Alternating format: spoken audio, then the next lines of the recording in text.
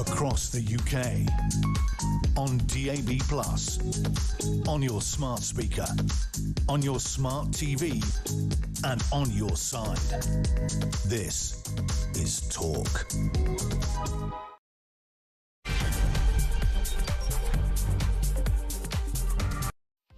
Good afternoon, this is Talk Drive. I'm Peter Cardwell. I really appreciate your company this afternoon. Lots to talk about. The Home Secretary has been on her feet, but has she delivered on asylum? The Shadow Home Secretary, Chris Philp, responding at the moment. We'll get your thoughts on what Labour has done. The UK tightening family member rules for asylum cases. Starmer says he wants asylum hotels to be emptied sooner as he reshuffles his team, his fourth Director of Communications in 5 years. What is going on in Downing Street? We'll talk about that as well. We'll talk about voters who don't want Rachel Reeves to raise taxes or keep her job. She's a very unpopular politician. And Israel has hatched a plan to throw Greta Thunberg in a terror cell. Maybe they could just bribe her with turkey sandwiches like they did the last time. Anyway, lots to discuss between now and 7. I want your thoughts on all of it. 0344 499 1000 is the number to call. You can text me 87222 with the word talk in your text. You can tweet me at talkTV. Follow me at Peter Cardwell. You can send me a voice message, less than a minute please. You can send me a WhatsApp text message or give me a ring, all on the main number 0344 499 1000. Let's spend Monday afternoon together. Loads to discuss here on Talk.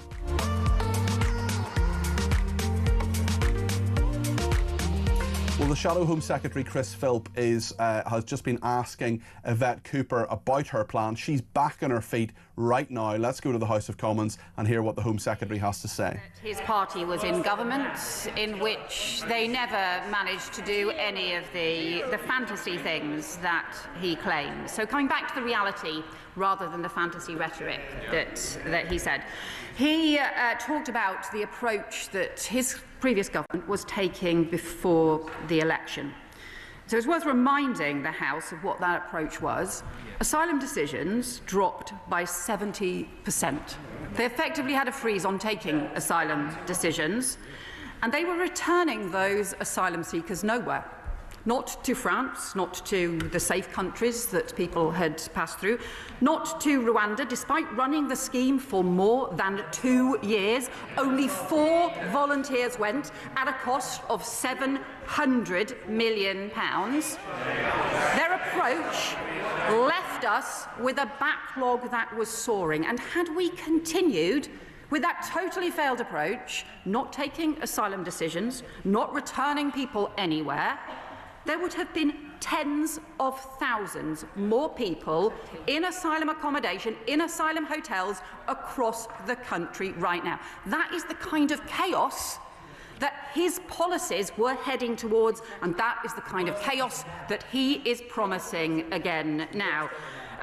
That's Yvette Cooper, the Home Secretary. She is in the House of Commons at the moment having a debate with her shadow, Chris Philp of the Conservatives. He said that Labour had been in government for over a year and not even their kindest friends would say it has gone well. He said it was rather conspicuous that Yvette Cooper, the Home Secretary, didn't mention the number of migrants crossing the Channel. He says they're up 38% on the last year. I think that's probably correct. Things are not getting any better, said Chris Philp. They are getting worse. Previously, she had talked about the government taking action to ensure that every asylum hotel will be closed for good under this government. It will be done, she said, not just by shifting individuals from hotels to other sites, but by driving down the numbers in supported accommodation. Well, earlier the Prime Minister spoke to the BBC and said, talked about this conversation around asylum hotels. This is what he said to BBC 5 Live.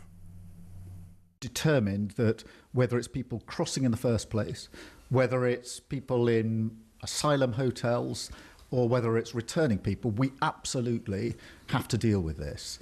When it comes to the asylum hotels, I want them emptied. I've been really clear about that. I completely understand why people are so concerned about it.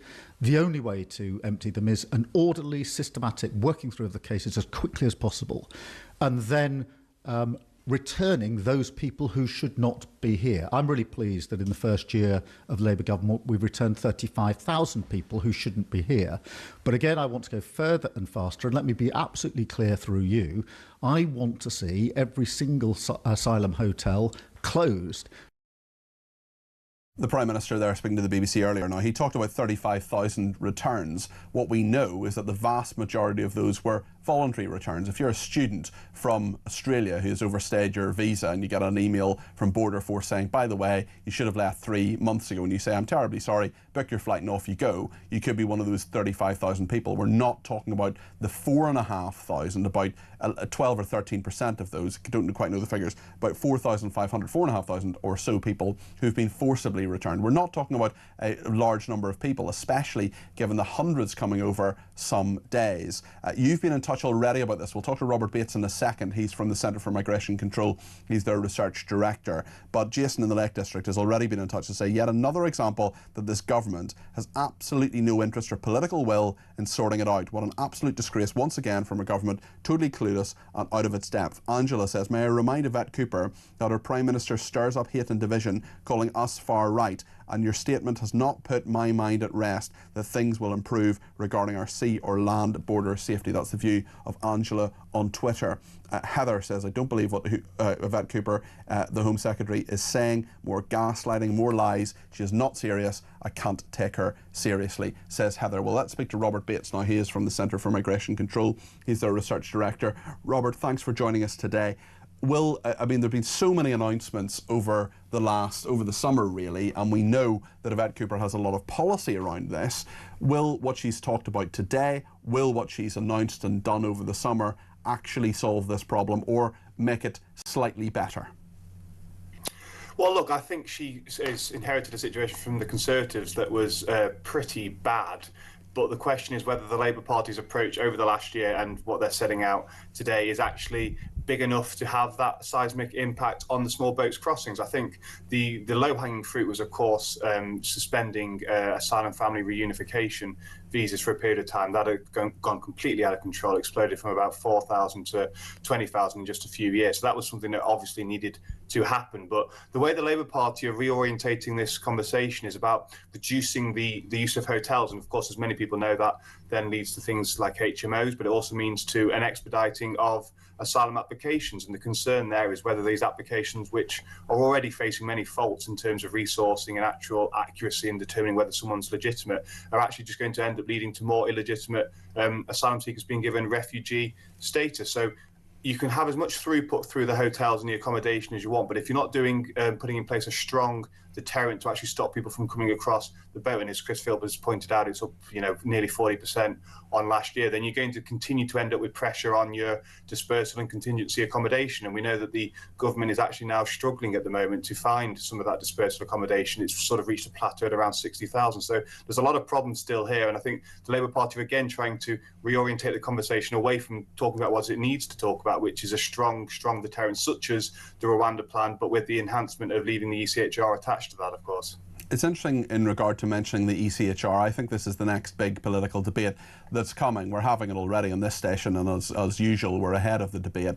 In terms of the European Convention on Human Rights, where do you think the politics lies on this? Because I've got a former Labour Special Advisor coming up next who'll ask this question too as well. But I just want to ask you, Robert, I mean, there are clearly people on the backbenches of the Labour Party, like Graham Stringer, for example, long-serving backbench MP, who says that withdrawing from the European Convention on Human Rights is something that Labour should do and should consider. We have others like my former boss, Robert Buckland, the former Justice Secretary, Sir Robert Buckland, saying that actually it's akin to brain surgery. It's so difficult to actually get ourselves out of the ECHR. How realistic is it that we do it? How realistic is it to do it, do you think, Robert, especially when it comes to asylum?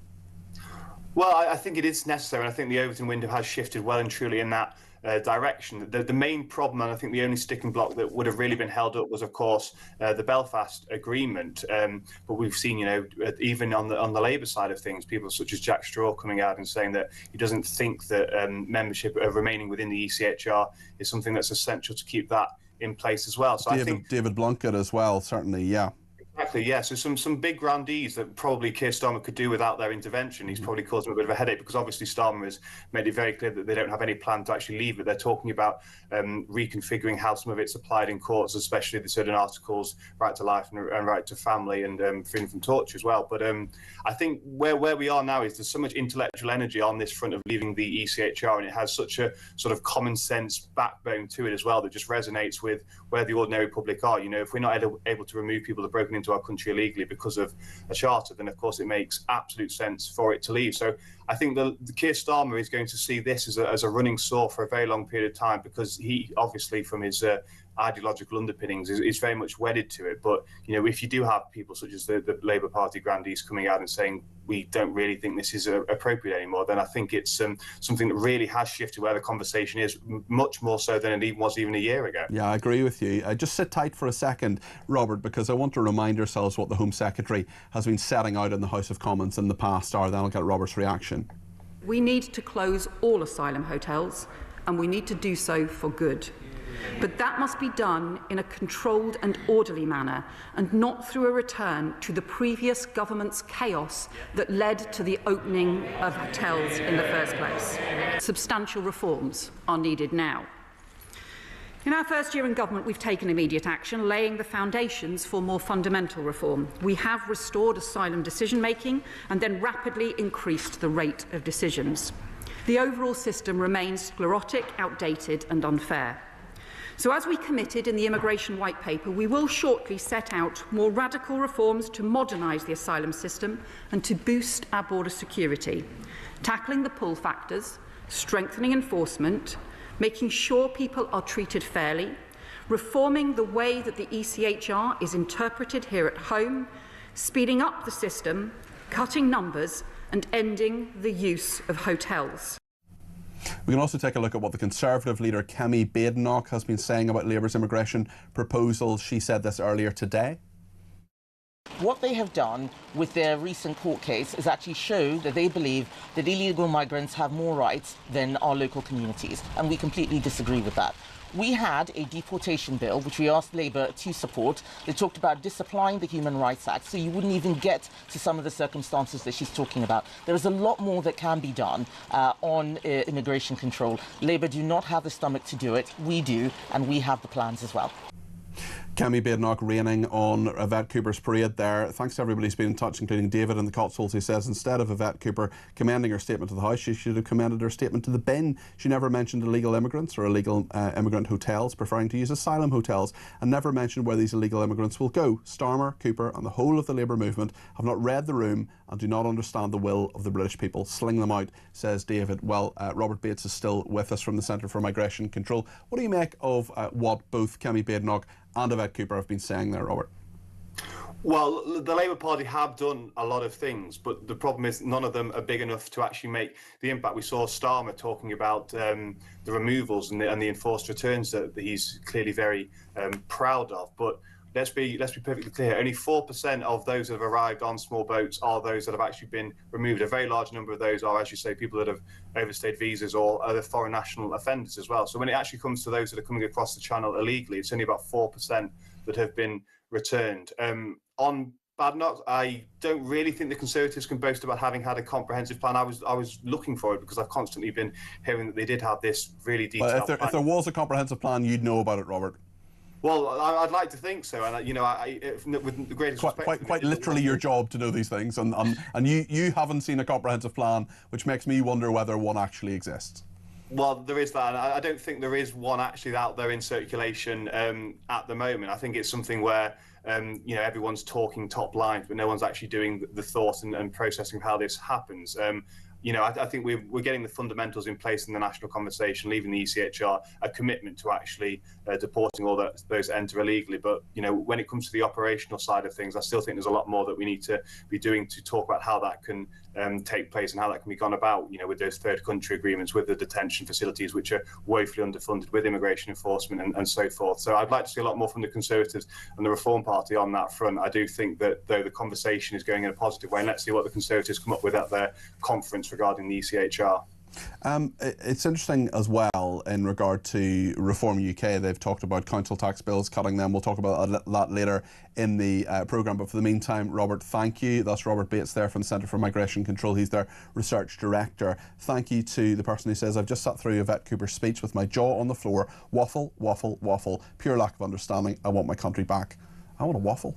And one person says all the government needs to do is stop the benefits and detain the illegal immigrants in ex-military bases and contain them within the confines of the base's boundaries. It is genuinely that simple. Giving them £300,000 worth of townhouses does nothing to discourage anyone. Honestly, don't know what the government think they can do on the international stage. That is a reference, actually, to a story I was reading earlier on, and we've covered on this station about this particular home. It's in a village. The Sun has been writing about it. It's in a village where a £300,000 townhouse has been given to asylum seekers rent-free. Asylum seekers put in a new £300,000 townhouse, complete with ensuite bathrooms, electric vehicle charging points and underfloor heating. The four privately owned three-bedroom properties have a rental value of £1,200 a month. They have been leased to public service company Serco, working on behalf of the Home Office to house migrant families rent-free while their applications are processed. The move in a Suffolk village was announced last week, with a councillor saying the community had responded very positively, apparently.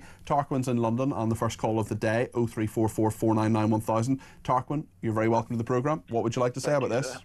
I will not sing Carrickfergus. This is far too serious today to sing Carrickfergus to, even though it's in my guts and I would love to sing to you, as I always like to do. But today, with what we just heard there, Peter, on a serious note, I can't believe, well, I can actually, because it's about balls, isn't it? The most disingenuous narrative that she's preaching to the choir of her own Labour backbench Fabian Saul Alinsky communists, basically. No one's convinced by it. We know it's a complete gaslight event that we just heard. Nothing will change. They have 4 years in which to import as many new voters as they can, that they'll try and get on the voter list before 2029, and that's their operation voter base. No, that would be very difficult to come across in a small boat and get on the voter list in 4 years. That would be very difficult. Well, that's what they're trying to do, because they are desperate. They are pulling out all the stuff. That's why they've become so desperate in all the whole uniparty and the blob and the judiciary, the Mr. Bean. They're all this is last hurrah. Time is short stuff, I'm afraid, for the left. They're finished. They know they're finished. They're going to.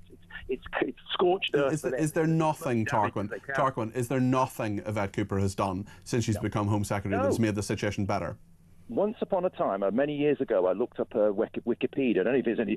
And when I noticed she was an intern for the Clintons, that said everything to me. I didn't need to read any further. I just thought, that's it, Fabian, game over, forget it. Okay, fair enough. Tarquin, thanks for your thoughts. Appreciate that.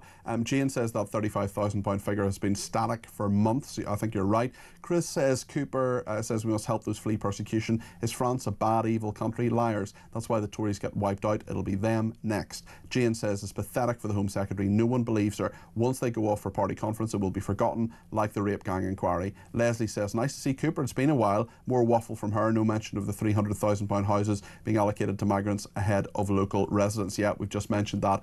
Yeah, she was interrailing with Ed Balls, which to me sounds like a sort of Alan Partridge television programme idea, where he says, youth hostling with Chris Eubank, sort of interrailing with Ed Balls. But that is what Yvette Cooper has been doing this summer. She's also been introducing an awful lot of policy on asylum. We'll talk more about that with you and with Paul Richards, the former Labour Special Advisor, in just a second. We'll also talk about Keir Starmer resetting his Downing Street team as MPs return. Quite a lot of changes there. The fourth Director of Communications in 5 years. Stay with us.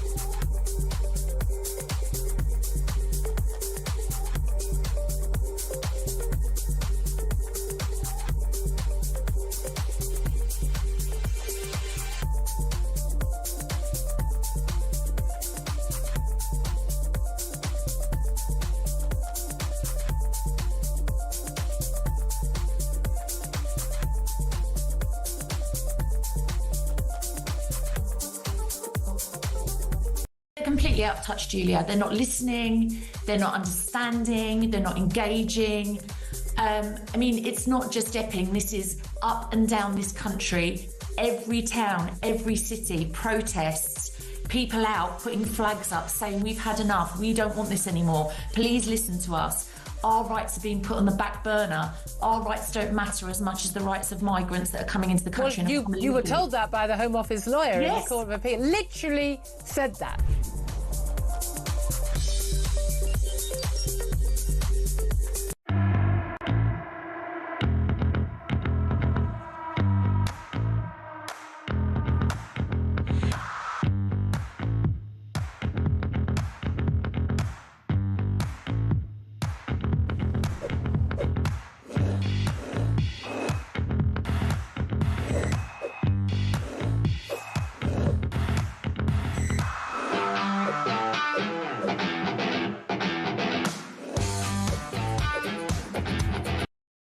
Across the UK, on DAB+, on your smart speaker, on your smart TV, and on your side. This is Talk. Well, thanks to everybody who's been in touch, including Sandy Tregent, who says, so, Peter, Yvette Cooper wants migrants to be treated more fairly. What about treating us Britons fairly, listening to us, stop taking our taxes to pay for these people? They still don't get it. We want these people deported and stopped from coming here. And this is why there will never be another Labour or Tory government in this country, says Sandy. These people have had enough. The people have had enough. We want change. And Nigel's been in touch and said, this may sound irrelevant, but what's with Greta's new hairstyle? Believe me, there's lots to talk about on Greta Thunberg. We'll be talking to her a little bit later. And yes, she is going through the sort of Blackadder style, kind of Richard III years, but there's so much to criticise about her. Her hair is barely one of them. Quite a lot to criticise about Yvette Cooper that a lot of you are getting in touch about. Nigel says, after listening to Cooper, it's a shame our political system does not allow for impeachment like America. And Sharon says, I'm flabbergasted what Labour are doing again. When will this madness end? I fear for the UK. Well, let's hear from the woman herself. If you're just joining us, let's just remind ourselves of what the Home Secretary, Yvette Cooper, has said in the past on asylum hotels. We need to close all asylum hotels, and we need to do so for good. But that must be done in a controlled and orderly manner, and not through a return to the previous government's chaos that led to the opening of hotels in the first place. Substantial reforms are needed now. In our first year in government, we've taken immediate action, laying the foundations for more fundamental reform. We have restored asylum decision-making and then rapidly increased the rate of decisions. The overall system remains sclerotic, outdated and unfair. So as we committed in the Immigration White Paper, we will shortly set out more radical reforms to modernise the asylum system and to boost our border security, tackling the pull factors, strengthening enforcement, making sure people are treated fairly, reforming the way that the ECHR is interpreted here at home, speeding up the system, cutting numbers and ending the use of hotels. Let's hear as well about how Yvette Cooper, the Home Secretary, addressed the tightening of family visas. Even just before the pandemic, refugees who applied family to the UK did so on average more than 1 or 2 years after they had been granted protection. Long enough for them to be able to get jobs or find housing or be able to provide their family with some support. In Denmark and Switzerland, currently those granted humanitarian protection are not able to apply to bring family for at least 2 years after protection has been granted.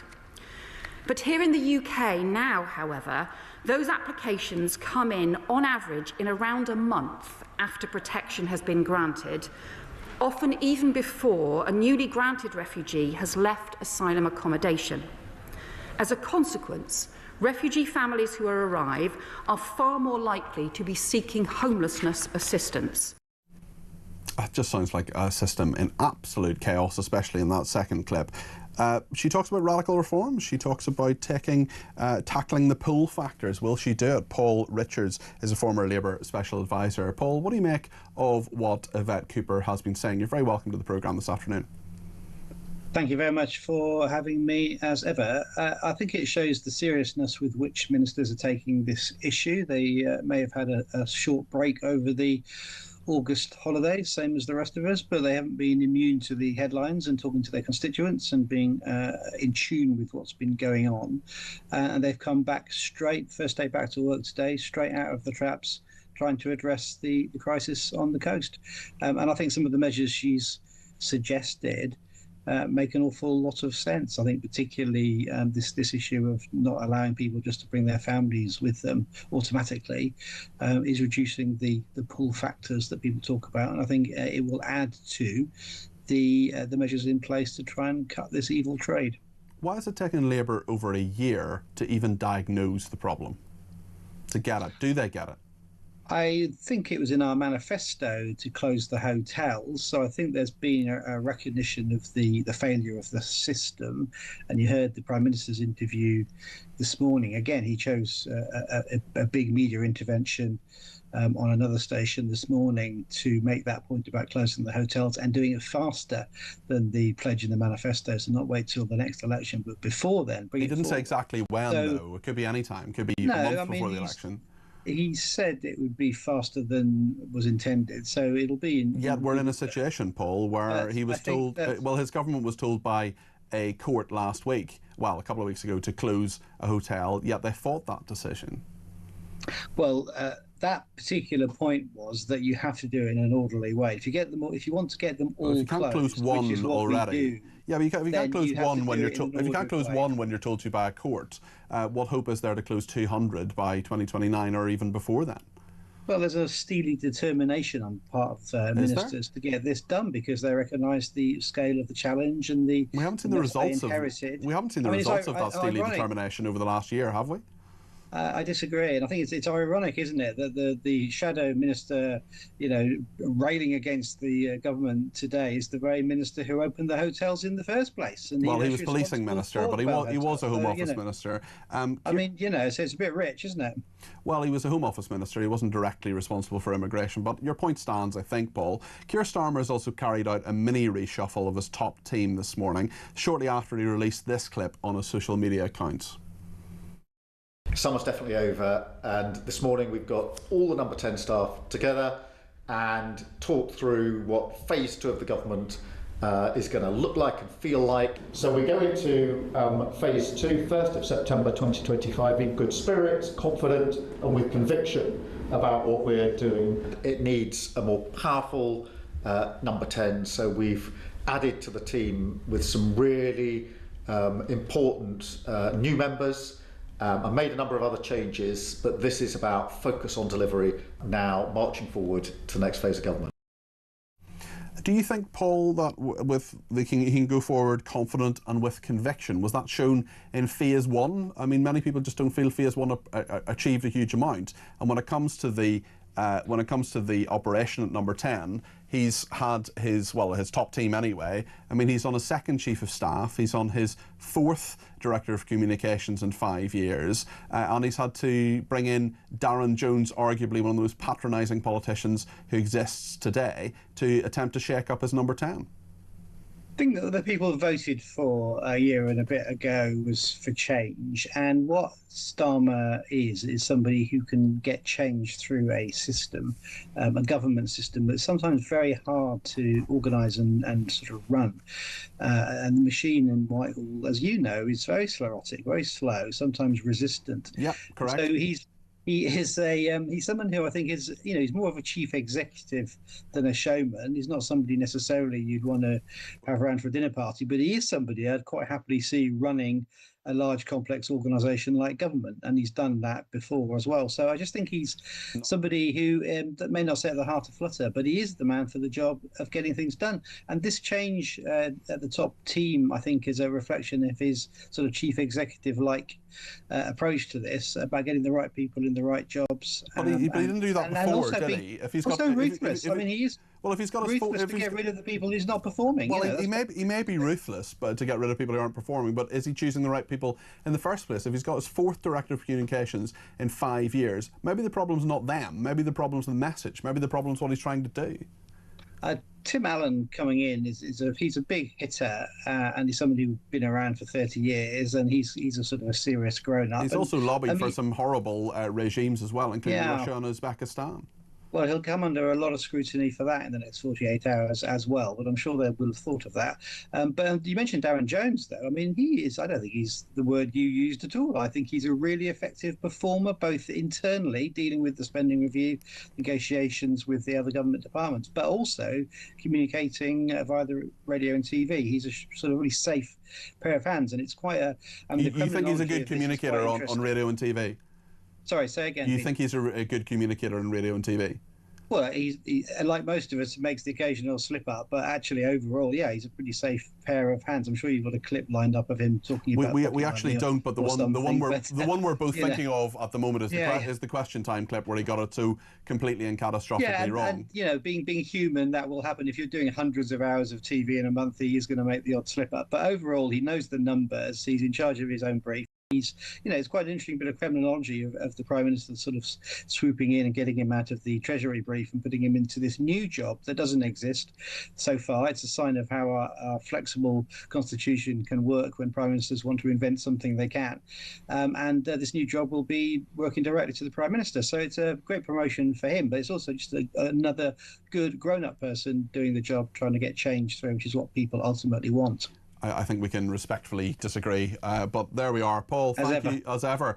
Paul, thank you. Paul Richards, a former Labour Special Advisor. What do you think of what he said? 0344 499 1000. Bruce says people are absolutely sick of every time anyone in this government is asked a question. All they do is say, when you were in government. The answer, the flipping questions, they are so frustrating. It is incompetence on an absolutely gross scale. School kids grow up and sort this country out quicker or step down. Billy in Wales says, it appears the migrants have more rights than us. We need to make a declaration to remove this government as they don't have any regard for the people of this country. Sally says, where are the migrants in hotels going to go? We all want to know. My guess is next door to you and me, next door to young families, ruining every neighbourhood and people's lives, increasing crime and making it impossible to sell our homes and forcing us to live in fear. Leslie says, it's too late for Labour. No information on how many have been given leave to stay and where are they being housed. Rachel says, I just listened to the Home Secretary's speech. Labour simply cannot read the room. We are dependent on this woman. For me, it is not fair. Economic migrants boasting on TikTok, you couldn't make it up.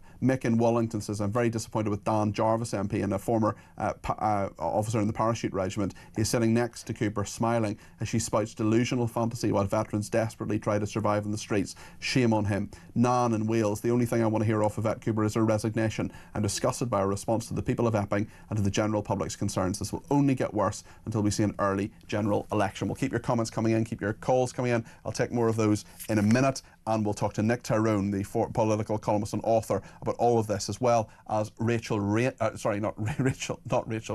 know someone called Rachel Rayner, confusingly. Rachel Reeves and Angela Rayner, and where we are with both of them, especially Angela Rayner's home situation. Stay with us.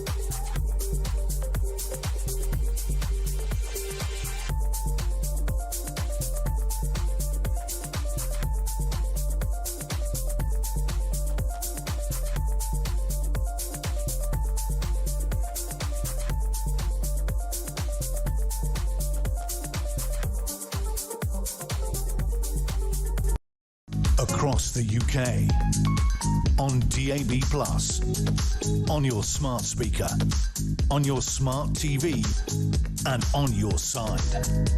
This is Talk. Thank you to Jason, who says, what planet is Paul Richards on? Another person, Alex, says, Paul Richards is laughable. I can't believe what I heard him say. I need to lie down.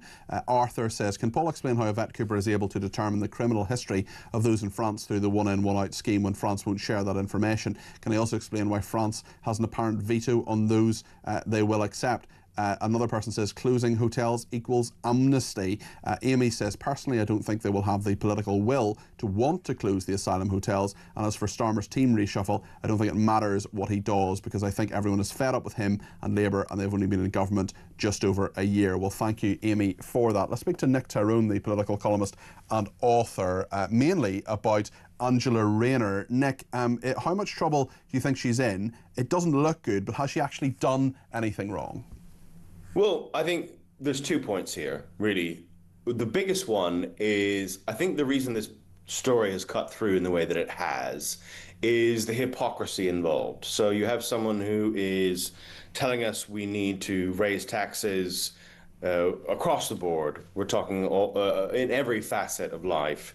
Let's have more taxes, more taxes, more taxes, and then she's avoided tax. And fine if that's within the boundaries of the law as it stands. Let's say for the moment that it is. Maybe it's not, maybe an investigation will reveal that it isn't. But let's just say for the moment that it's completely legal. What she's done by the boundaries of the law is completely fine. I still think there's this huge problem. The left want to rely on this idea of, well, if it's legal now, then clearly it's right, and then it's fine, and we shouldn't have any worries.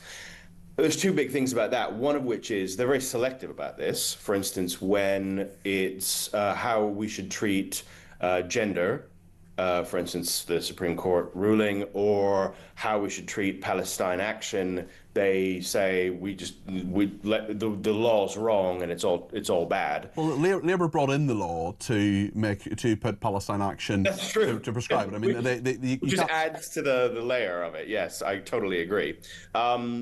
And forgetting that the idea of politics is really about what the law should be, right? It's about who should govern us, the idea being that the government can bring in different laws. So the question isn't really about, for me, it's not really about what Rayner's done within the terms of the law. That's for someone else to worry about. Perhaps she's done something wrong. I don't know. The point is, even if she hasn't done something legally incorrect, what she's done just reeks of hypocrisy. And I think it will harm her, yes, going forward. Just talk us through some of the revelations, because she's facing questions over an alleged inheritance tax dodge. She's known as 3 votes Rayner, a postal ballot, putting tax claims in doubt. That's being fueled by Labour's civil war over who should succeed Starmer, apparently. Her partner securing meetings with housing ministers in her own department. Just talk us through everything we now know about this, Nick. Well, the essence is she has used, from what we can tell, and again, they might be entirely legal, tax loopholes. So you can say, this is my primary residence, and therefore stamp duty will not apply, that sort of thing. And she has used the system to avoid tax. And again, that's the best case scenario, right?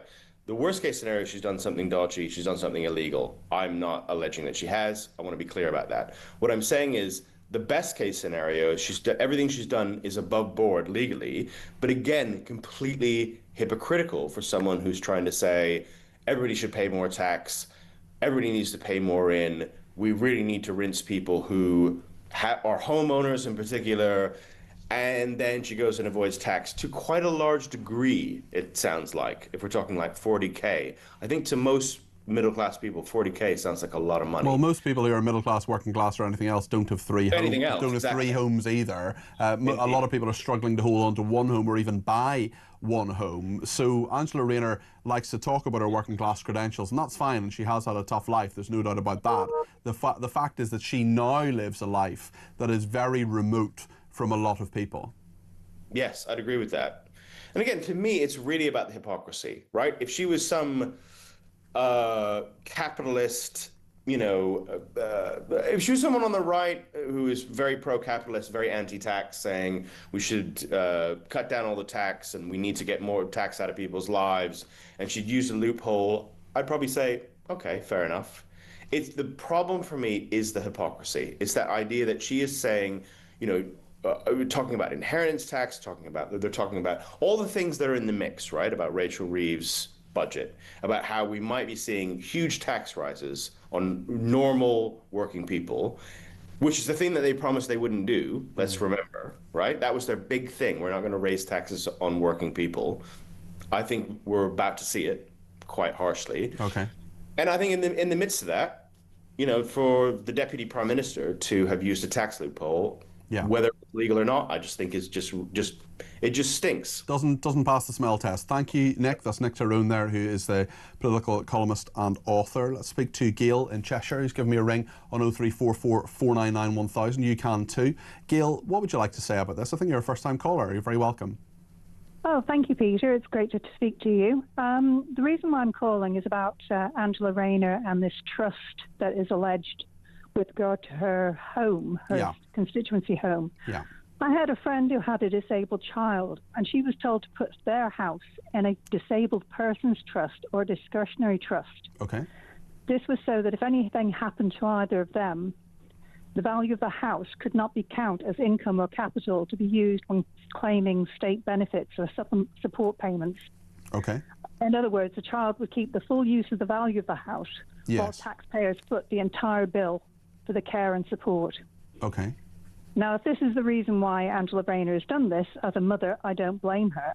But I still think it's a bit rich, a bit hypocritical of a socialist to do such a thing, if that's what she's done. She's using the system, apparently, to her benefit. It's avoidance, which is legal, but evasion, which isn't. And, I mean, I evade tax by having an ISA, for example. I want to avoid paying tax on the interest, so I have an ISA, I have a little bit of savings in there to try to avoid that. So, we all slightly do a bit of tax evasion, of avoidance, I should say, from time to time. If she hasn't done anything wrong, if she's within the letter, if not necessarily the spirit of the law, Gail, is that hypocrisy? Well, she's continually doing it, isn't she? I mean, in one way, you think she might make a good Chancellor of the Exchequer, in that she knows all the She actually knows how to save some money. Yeah, so, so that's my way of thinking of it. But I still think that this is probably the reason why she has put the property into a trust, as alleged, in order that her child, who has disabilities, will have the full benefit of that money, while the taxpayers pick up the bill for everything else. Very interesting call, Gail. Thank you. Your first call. Don't make it your last one. Give me a ring anytime. Would love to chat to you again on another topic. Thanks also to Mike in Lincoln, who says, I suspect your Labour commentator Paul Richards has never actually watched Darren Jones perform in front of the media. I've interviewed Darren Jones on a number of occasions. Certainly the question time example is one where he was not communicating well. Jane says, Starmer has certainly changed the country for the worse. Paul in Worcester says, detention camps could be built in no time if the will was there, but no mention from Yvette Cooper. An effective deterrent is vital, and nothing I've heard from Labour suggests they understand this. Cut the freebies, cut the luxury, seems simple. Bill in Thailand says, Cooper says she wants a fair situation on closing hotels, but the bottom line is she took the British people to court. She has no moral fibre or backbone to come out of the ECHR or detaining all illegal immigrants. Great show, says Bill in Thailand. And yes, her lawyers, and she will have signed this off, we know that those lawyers, Home Office lawyers, put forward the legal argument and written argument, this is factual, that the rights of the asylum seekers in the Bell Hotel in Epping were trumping those of the people in Epping. Now, the judges didn't take any truck with that, but they put the argument forward. Home Office lawyers paid for by you and me. We're going to talk about Rachel Reeves in a moment, and whether she is going to raise taxes, whether she should keep her job. And Richard Tice, the Reform UK deputy leader, he is talking about slashing council tax bills by £350 a year. We'll ask Liam Halligan, the economist and a columnist at The Telegraph, whether that's actually possible. Stay with us here on Talk.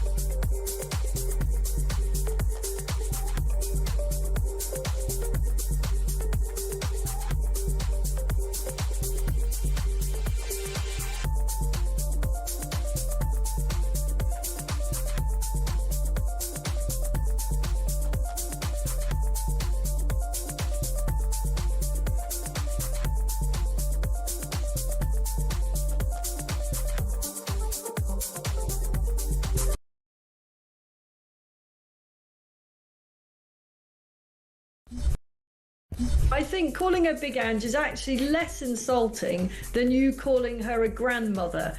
Quite clearly, she is not. Maybe she's technically a grandmother. I'm a grandfather. I think it's demeaning to her and her status to call her a grandmother. She is a deputy prime minister, and she certainly doesn't look like a granny to me. So can we agree that is? I think that's a bit sexist, actually, Jeremy. You're joking. I'm just gonna come out with that.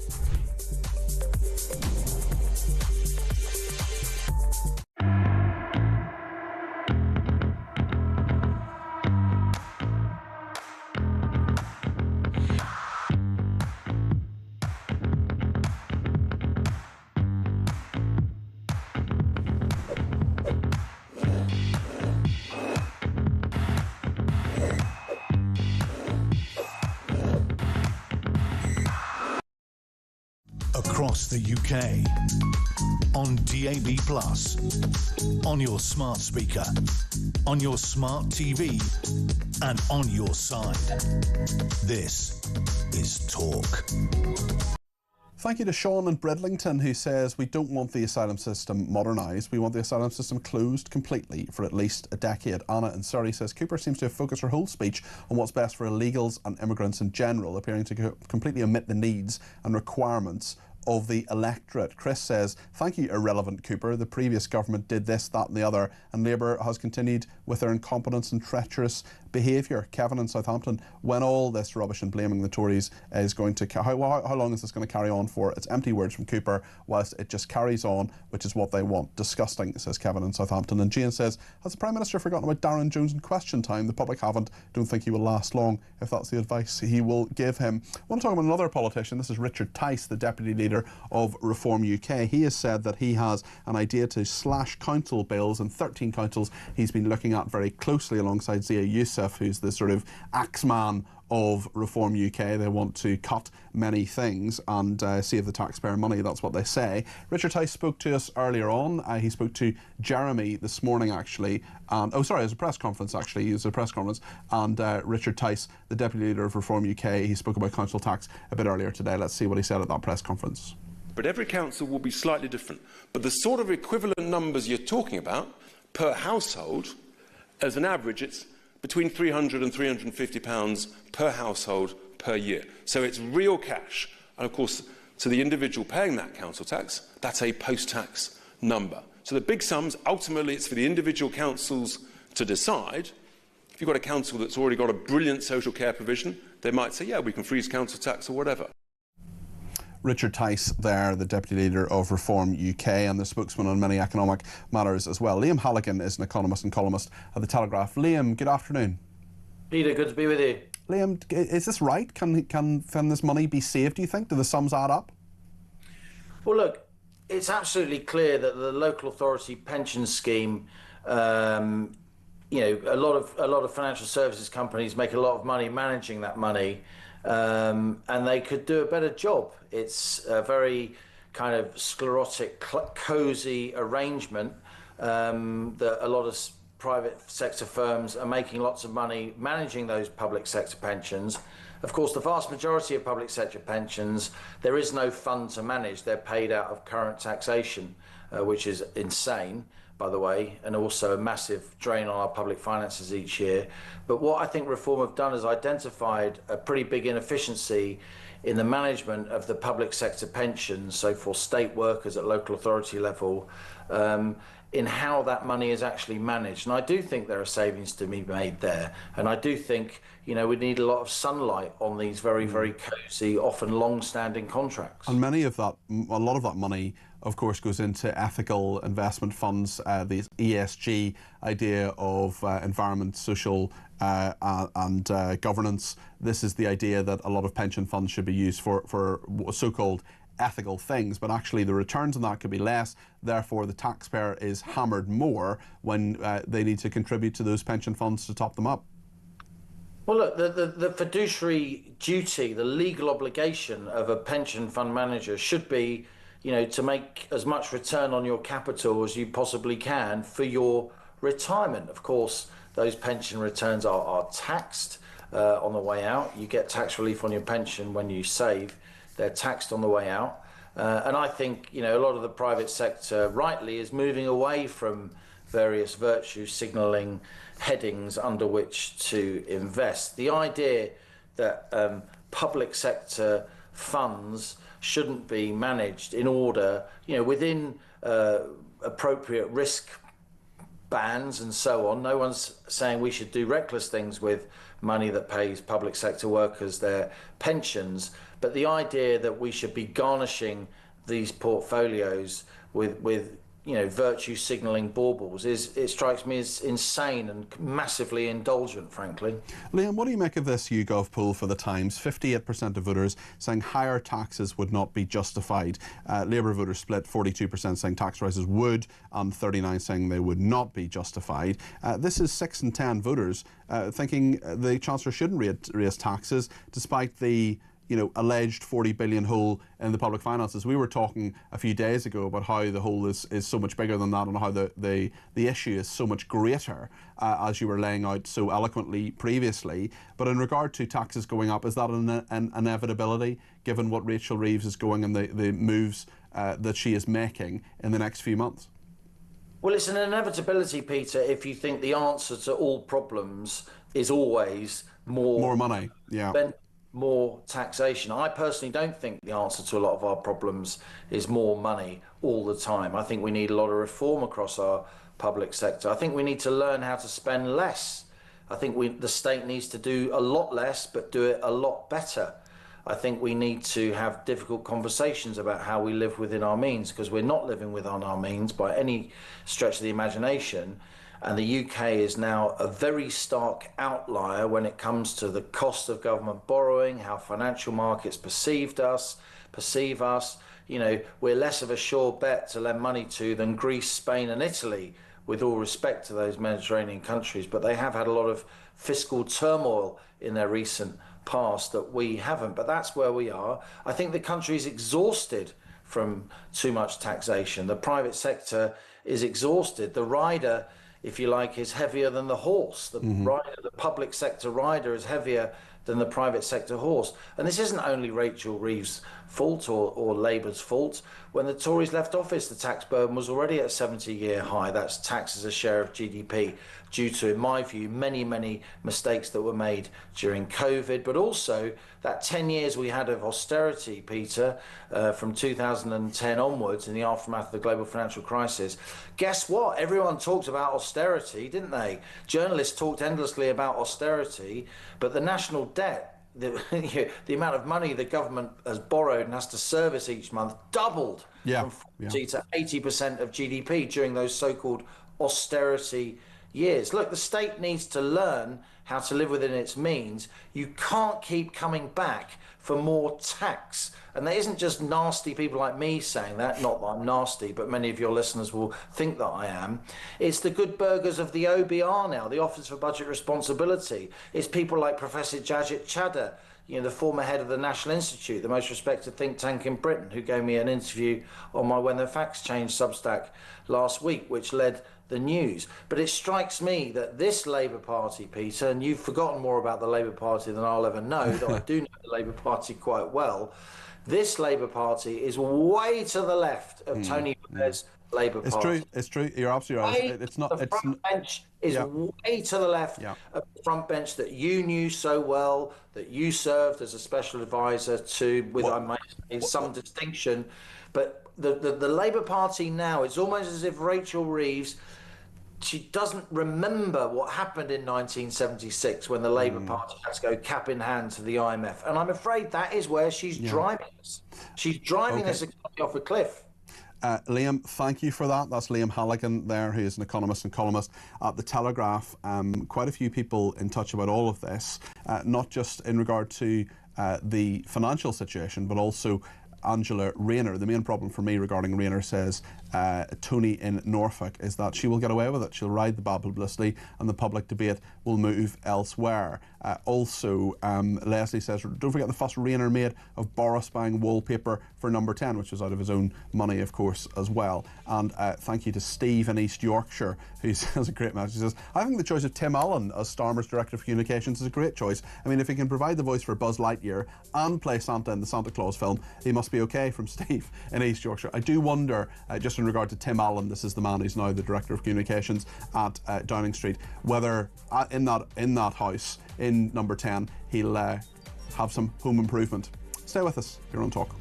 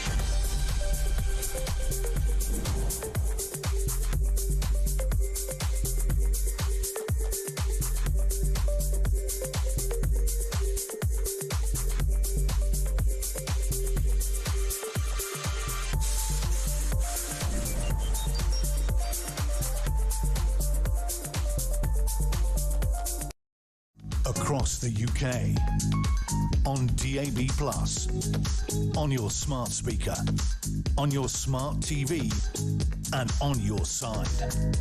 This is Talk.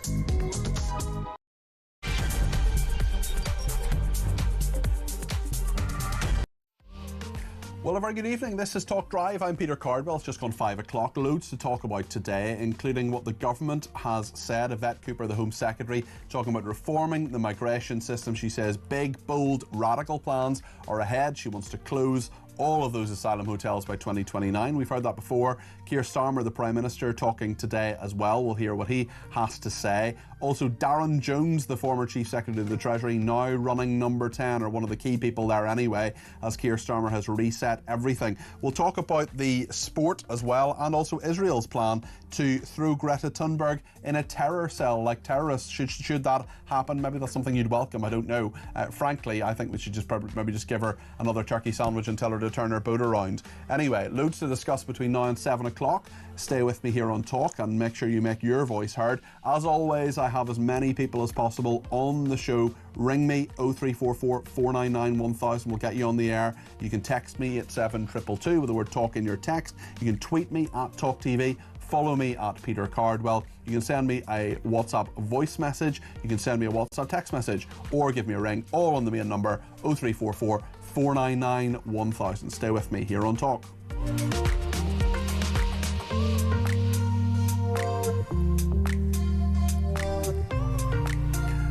Well, let's just remind ourselves of what Yvette Cooper set out in the House of Commons earlier on this afternoon. We need to close all asylum hotels, and we need to do so for good. But that must be done in a controlled and orderly manner, and not through a return to the previous government's chaos that led to the opening of hotels in the first place. Substantial reforms are needed now. In our first year in government, we've taken immediate action, laying the foundations for more fundamental reform. We have restored asylum decision-making and then rapidly increased the rate of decisions. The overall system remains sclerotic, outdated and unfair.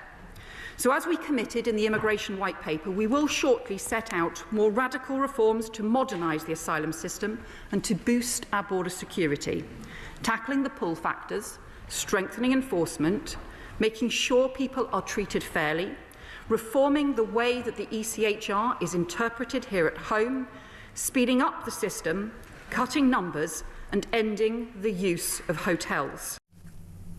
The Home Secretary also announced a tightening of the rules for asylum seekers' families coming to the UK. Even just before the pandemic, refugees who applied family to the UK did so on average more than 1 or 2 years after they had been granted protection. Long enough for them to be able to get jobs or find housing or be able to provide their family with some support. In Denmark and Switzerland, currently those granted humanitarian protection are not able to apply to bring family for at least 2 years after protection has been granted. But here in the UK now, however, those applications come in on average in around a month after protection has been granted, often even before a newly granted refugee has left asylum accommodation. As a consequence, refugee families who arrive are far more likely to be seeking homelessness assistance.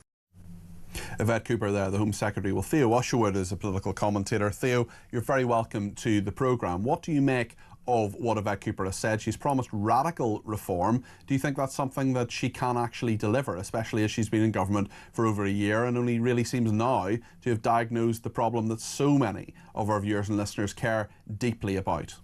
Feels too little too late, doesn't it? Peter, very good evening to you.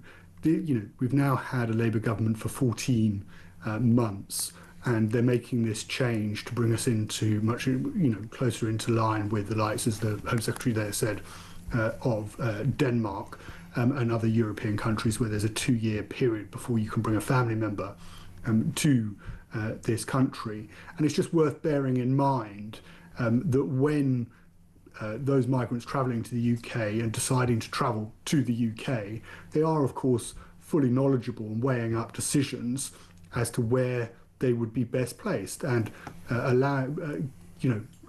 being afforded the opportunity to bring relatives, close relatives, with you at a much sooner date than potentially another country, of course, weighs heavily in their decision making to come to this country and not to another European country. It is one of those pull factors, and that's why the Home Secretary's decided to act. But the calculation from Nigel Farage and from Reform is that actually the only way the Home Secretary and indeed the Prime Minister are going to deal with this particular issue, this crisis that we're seeing in the middle of the English Channel, with hundreds of migrants a week, sometimes thousands, travelling across from northern coast of France to the middle of the English Channel, where they're then escorted to Dover by the Border Force or the the RNLI.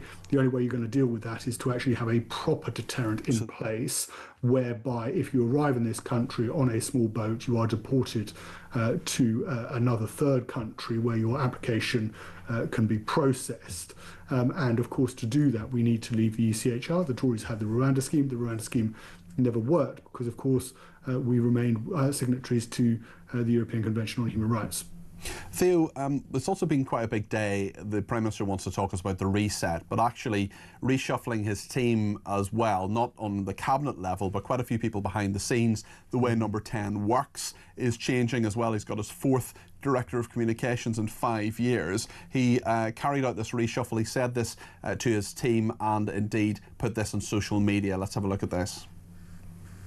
Summer's definitely over, and this morning we've got all the Number 10 staff together and talked through what phase 2 of the government is going to look like and feel like. So we go into phase 2, 1st of September 2025, in good spirits, confident and with conviction about what we're doing. It needs a more powerful Number 10, so we've added to the team with some really important new members. I made a number of other changes, but this is about focus on delivery now, marching forward to the next phase of government. The Prime Minister there. I mean, we've got Tim Allen now is going to be his Director of Communications, someone who's lobbied for some quite dodgy regimes around the world. We've got Darren Jones now, who is going to be the his factotum, this Chief Secretary to the Prime Minister, a new role that has been created within Number 10. Is any of this going to make a difference? Is this a sign of strength or a sign of weakness? Prime Minister's hoping so. This is about, and Peter, you'll understand this, having worked for a significant amount of time in government. This is about ensuring that when the Prime Minister pulls a lever within the behemoth that is government, that actually something happens. And we know that, of course, while we've been speaking about small boats, one of the biggest issues is going to come up time and time again is the economy.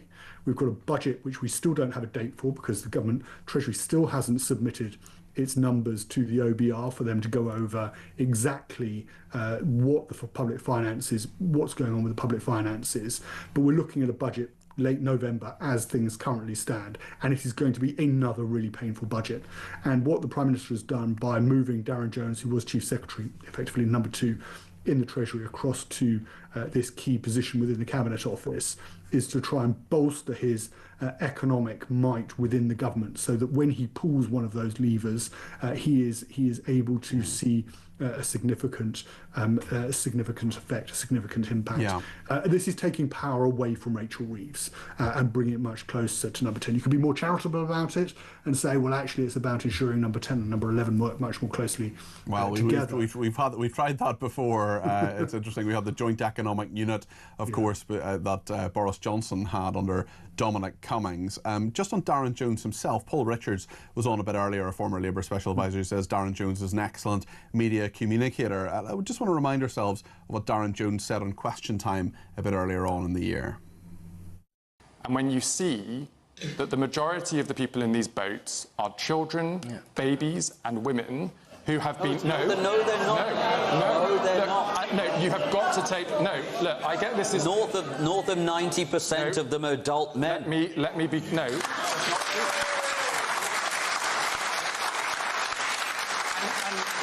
Hang on, you're saying that's not true? No, look, this is why it's controversial. Is it true or I'm not? saying it's not true. Superb communicator there, saying that the majority of people in those small boats are children, babies and women. Theo, your thoughts?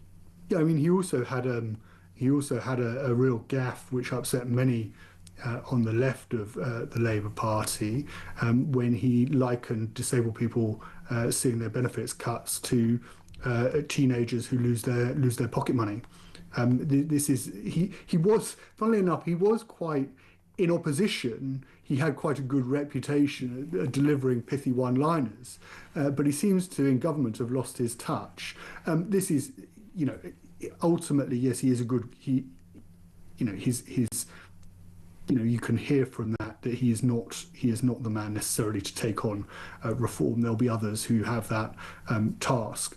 But the real test of whether Darren Jones is successful will be whether Rachel Reeves manages, I think she's in the last chance saloon with her budget come later in the autumn. I think if it goes badly, I've been speaking to friends, I've been texting one of my friends who works a very senior position in the City of London, messaged me today to say that he thinks the IMF is going to have to step in and we're talking to Liam Halligan a few minutes provide ago. Provide a bailout similar to 1976. Things are looking really dicey, and the Chancellor's going to have to go back again with major tax rises because she can't cap. Liam Halligan has been saying the same thing. Well, Darren Jones, who you mentioned there, has got a new job title, but speaking of people who are perhaps not the greatest media performers, the Prime Minister has been speaking to the BBC today. He appeared to forget exactly who was Prime Minister. Let's see what the Prime Minister said. Is she the victim of a briefing wall? Well, look, Angela's had people briefing against her and talking her down over and over again. It's a big mistake, by the way. Angela's an incredible Prime Minister, an incredible person. Deputy Prime Minister, you just said Prime Minister. Deputy Prime Minister, but... Yeah, slip of the tongue there, but an amusing one nonetheless. Maybe it shows who's really in charge, Theo. Yeah, and of course, she will be the front runner if Keir Starmer ultimately has to fall on his sword. Angela Rayner is very popular on the left of the Labour Party. She will be the front runner to take over. And the backstory to this, of course, is that there are those who are very concerned within Labour that she would be an absolute disaster. I'm sure many of your viewers would agree if she were to be Prime Minister of this country. And so what they're now doing is mounting a rearguard action to discredit her and to paint her as a hypocrite. This is the accusation. These things that she has done are factual, though. I mean, it may well be a rearguard action. It may be briefing against her. It may be political attacks. But there's no suggestion that anything she's done is illegal. There's also no suggestion anything she's done is actually she actually hasn't done. Angela Rayner hasn't come out and said, well, I haven't put this money into a trust. I haven't, designated my council tax for one of these 3 properties. I haven't bought this thing. So it's easy to attack people when they do these things. Yes, it is. I think there's, from what Number 10 was saying earlier on today, there appears to be some sort of court order which is preventing her from providing an adequate explanation.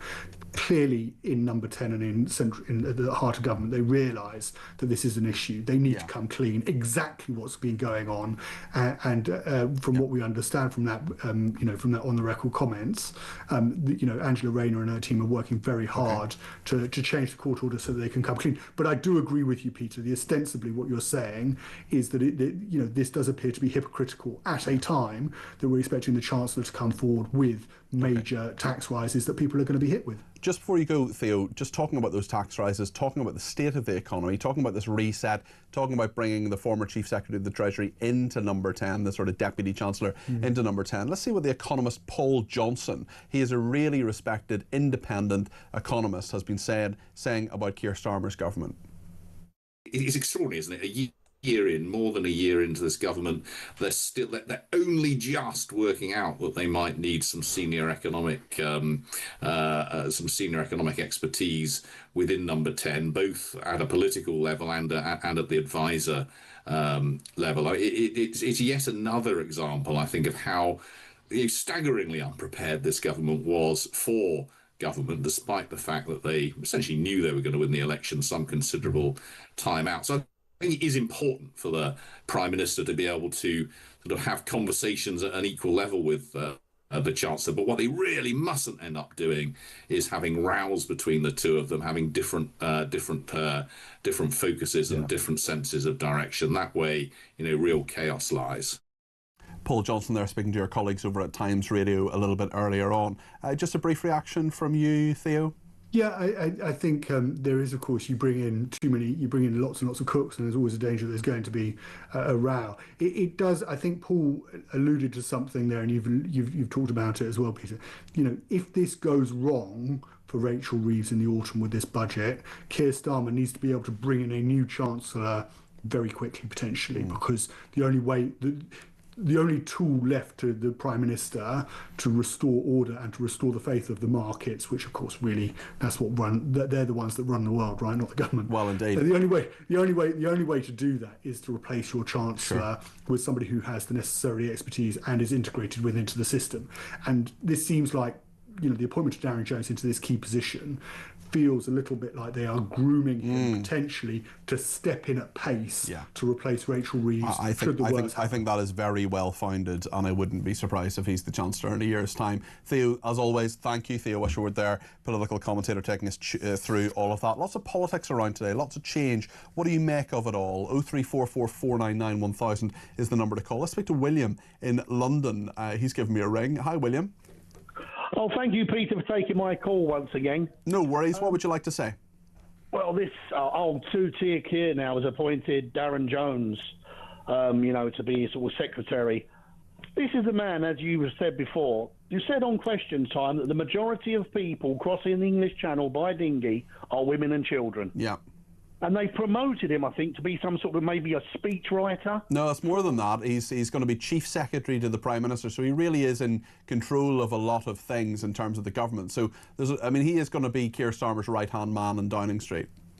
So, Peter, and the British public, he's put in position a guy who has said on national TV that most of the people coming from France are women and children. And now he's getting more clout. Yep, that's right. To absolutely ruin the British public. That's what's happening. And our economy, our housing stock and everything, Peter. It doesn't make any sense. Are these people traitors, Peter? Are they traitors to the British people? I certainly hope not, William, but clearly he's not someone you rate. Maybe we can just watch that clip again of him on Question Time. This is what he said a bit earlier this year on BBC Question Time, Darren Jones. And when you see that the majority of the people in these boats are children, babies and women who have been... No, they're not. No, they're not. No, you have got to take... No, look, I get this is... North of 90% of them are adult men. Let me be... No.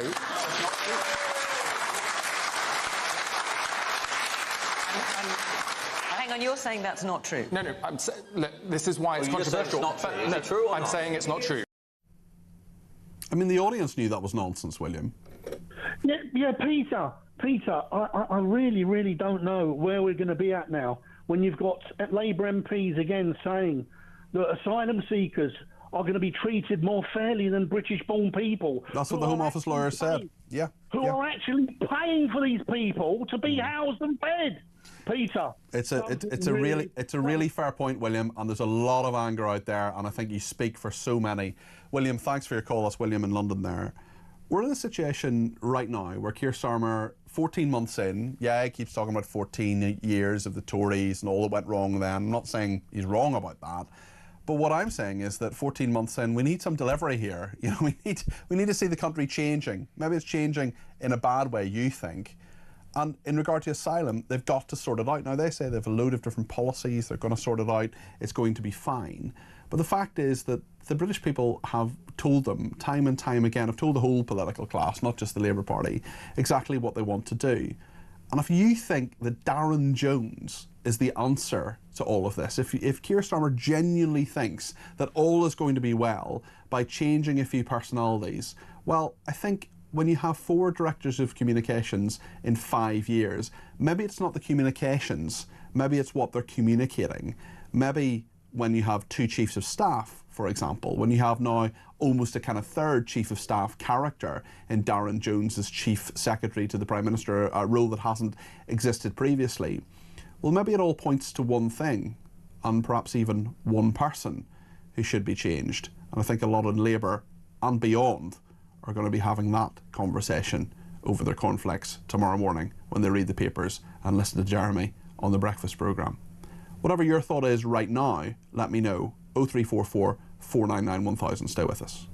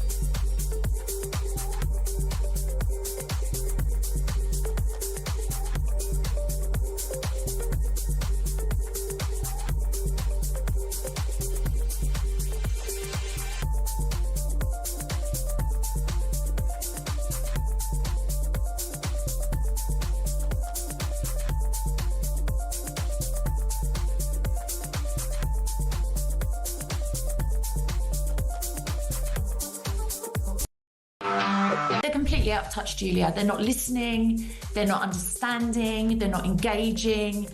I mean, it's not just Epping. This is up and down this country. Every town, every city, protests, people out putting flags up saying we've had enough, we don't want this anymore, please listen to us. Our rights are being put on the back burner. Our rights don't matter as much as the rights of migrants that are coming into the country. Well, you were told that by the Home Office lawyer in the Court of Appeal. Literally said that.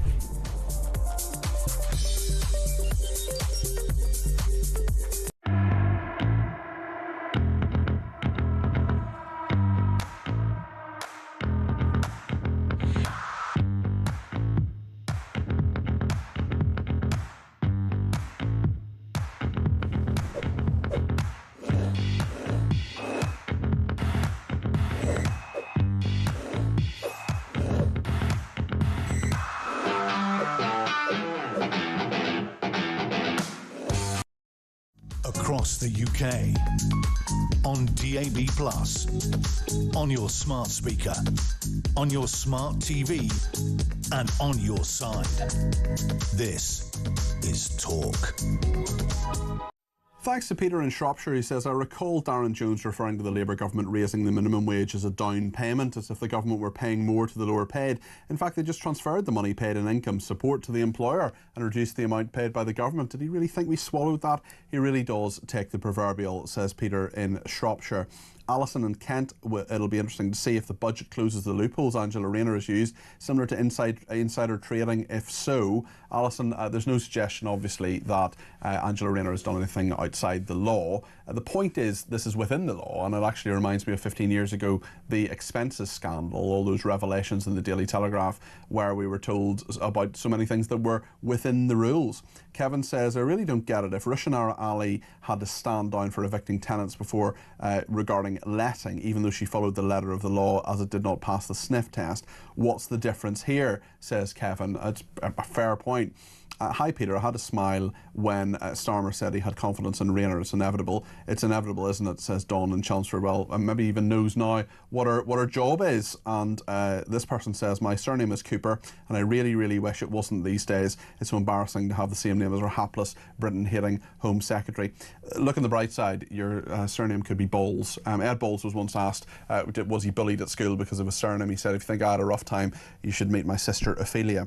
Let's talk to Jake Wallace-Simons now. He's an author and columnist. He's an author of Israelophobia, the newest version of the oldest hatred, and what to do about it. This is about a plan by Israel, or at least what one senior Israeli minister has said, about drawing up plans to detain Greta Thunberg in terrorist-level conditions after the Swedish virtue signalling activist lesbian on Sunday on the largest flotilla yet, bound for Gaza. The last time they gave her a turkey sandwich, is this, it seems like quite an escalation to go from turkey sandwich to terror cell, Jake. Well, it does seem like if nobody else is going to educate Greta Thunberg, who famously left school at a very tender age, Israel's going to have to do the job for us.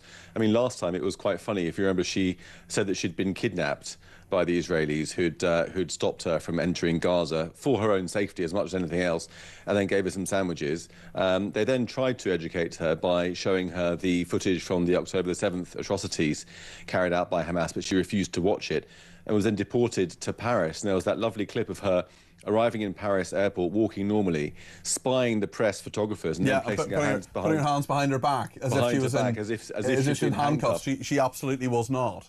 Exactly. So, you know, now she's having another go. She's going with Liam Cunningham, the Game of Thrones actor, and various other well-meaning idiots. And before she left, I thought it was quite telling in Barcelona. She gave an interview to Iranian state television. Yeah, it tells you everything you need to know, really, doesn't it? It does, rather. So she's on her way, or going to be shortly.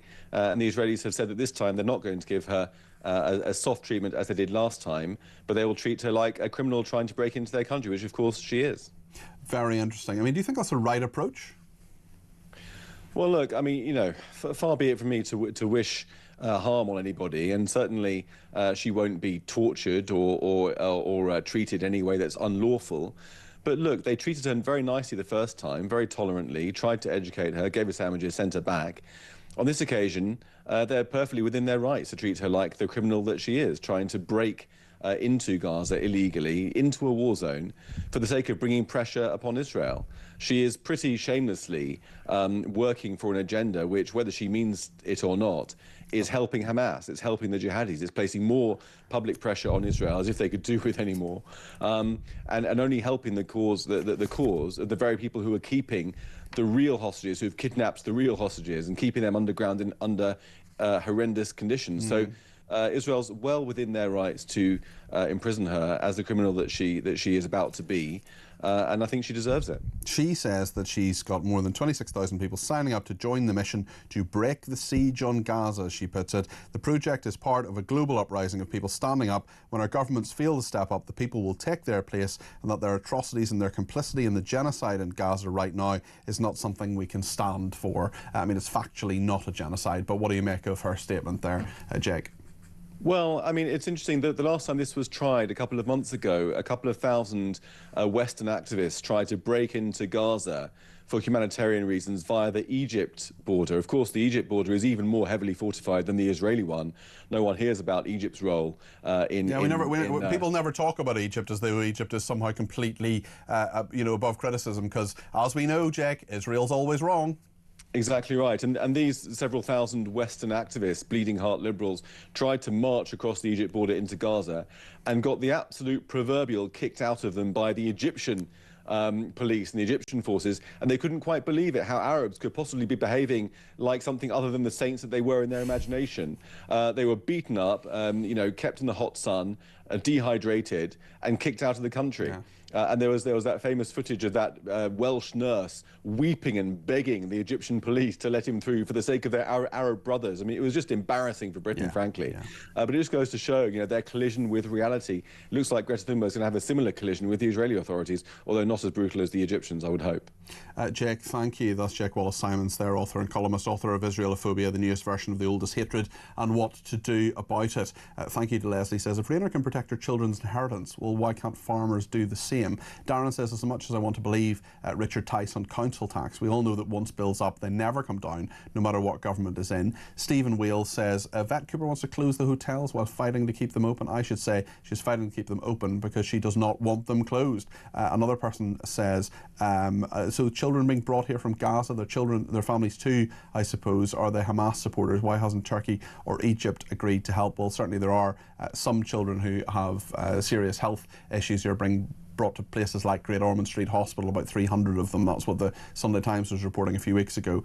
Zoe in Lancashire says, afternoon Peter, how can they close any hotels if they won't close the borders? Migrants will keep coming, hotels will keep opening. How don't they get this? More gaslighting and all for the voters.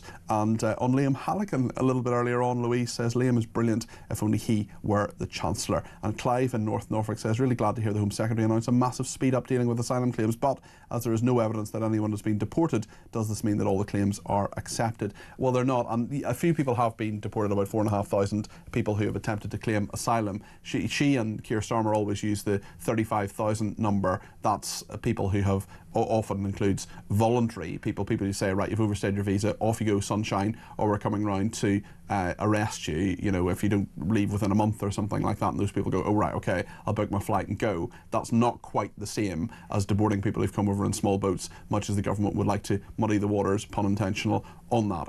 We'll talk more to you if you want to get your voice on the air. Give me a shout, 0344 499 1000. Loads to discuss here on Talk.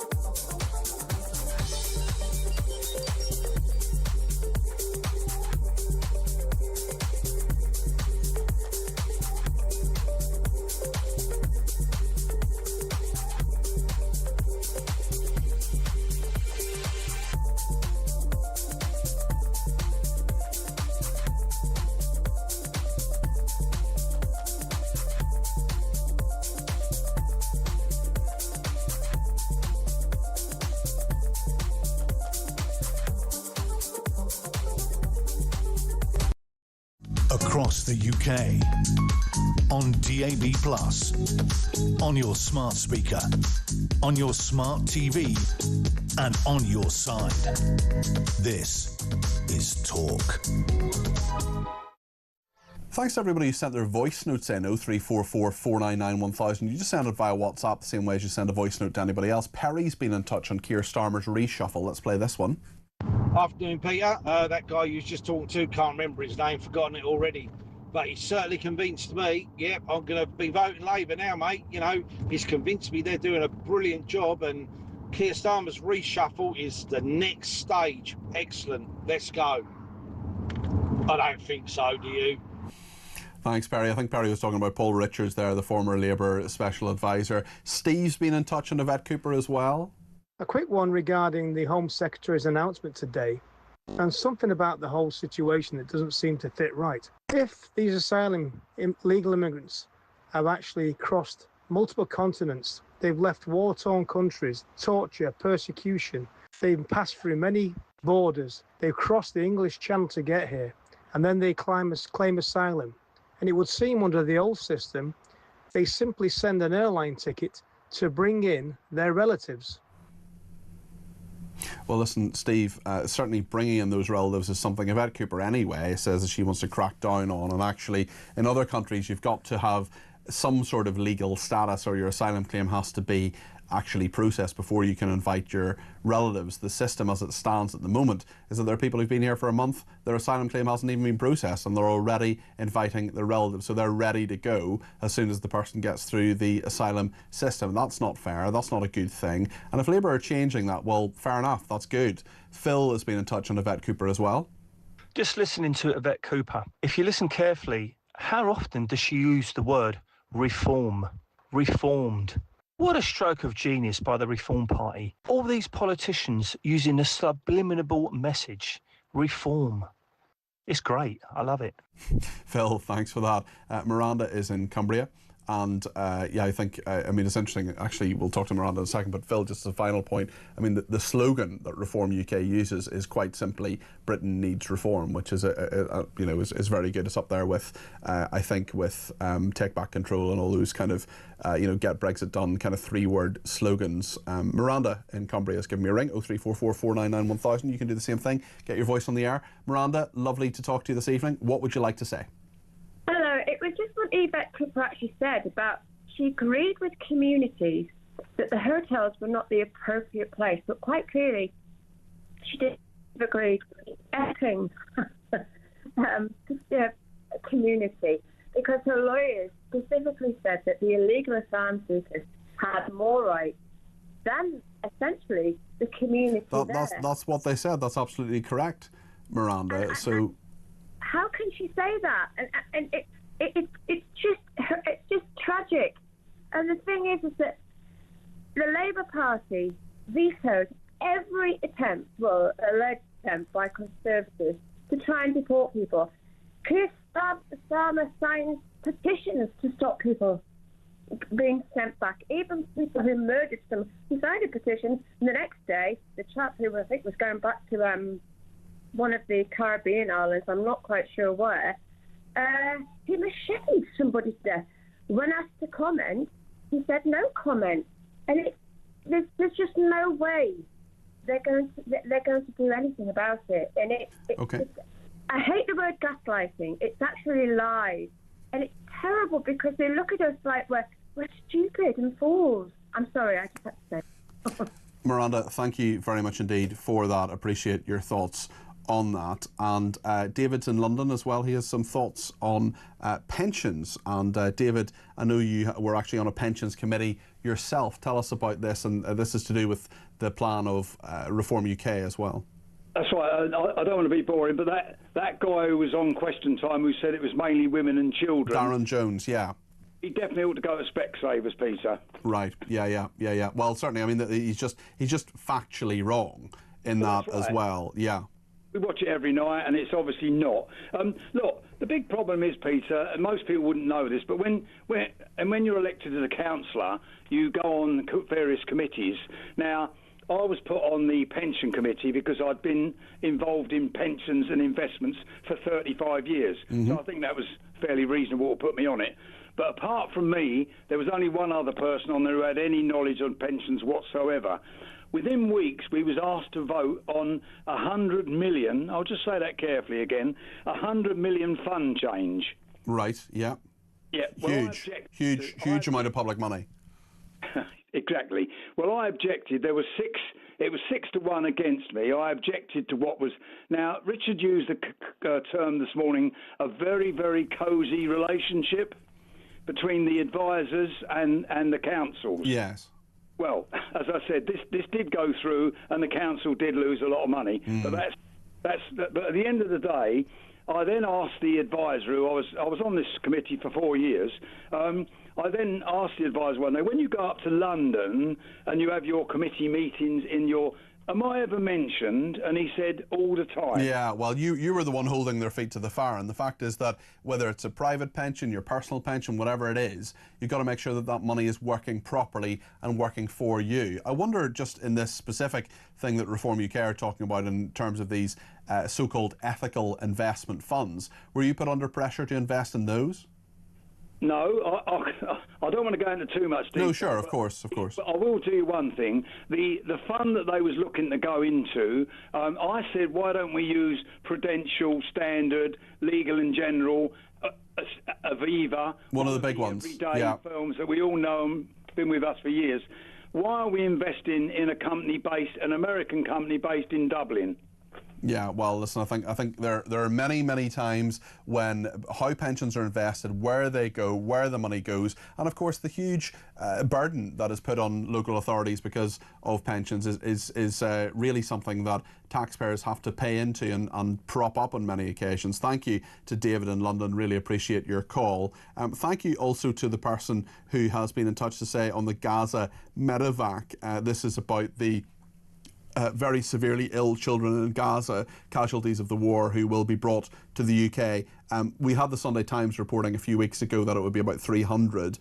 Well, this person says numbers in the government scheme are likely to be up to 50 children plus family members. Some media have been speculating around 300 children. This is wrong. There's a very small number expected in the first tranche, and it's a very complex visa process and logistics, of course, getting those children there. Certainly there is a humanitarian crisis in Gaza. There are many very ill children who are victims of war. We don't want them to be. We, of course, want there to be peace there. And if we have the medical facilities to help those children, well, we should. But of course, they and their families should go back to the Middle East once they're well again. They can't stay here. That should not be a backdoor in regard to asylum. Certainly that's something we'll continue to talk about, but thank you to that person who's just texted me that information, very useful, and of course the facts are so incredibly important in all of this. Angela Rayner says Jane has probably been the Prime Minister. Starmer is never in the UK. Terry in Slough has been in touch as well and says, in my opinion, this useless Labour government is out of its depth running this country. Mind you, it's a bunch of plonkers, so they would be out of their depth in a puddle, says Terry in Slough. And Phil, continuing the thoughts about Tim Allen, the new Director of Communications at Downing Street. Wasn't Tim Allen the voice of Buzz Lightyear? Shows Labour don't have a clue. Maybe they just want to go to infinity and beyond. Who knows? Lots more to discuss, including the sport, coming up here in just a minute on Talk.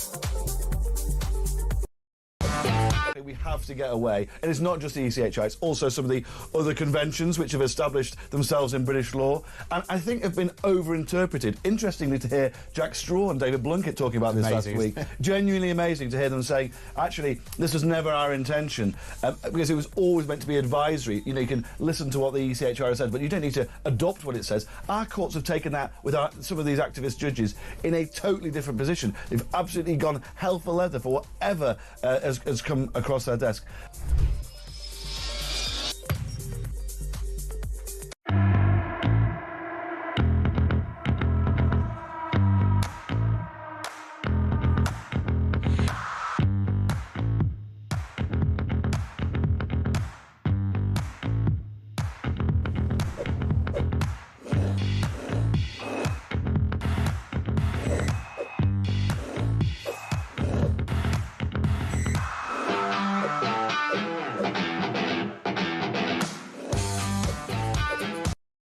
Across the UK, on DAB+, on your smart speaker, on your smart TV, and on your side.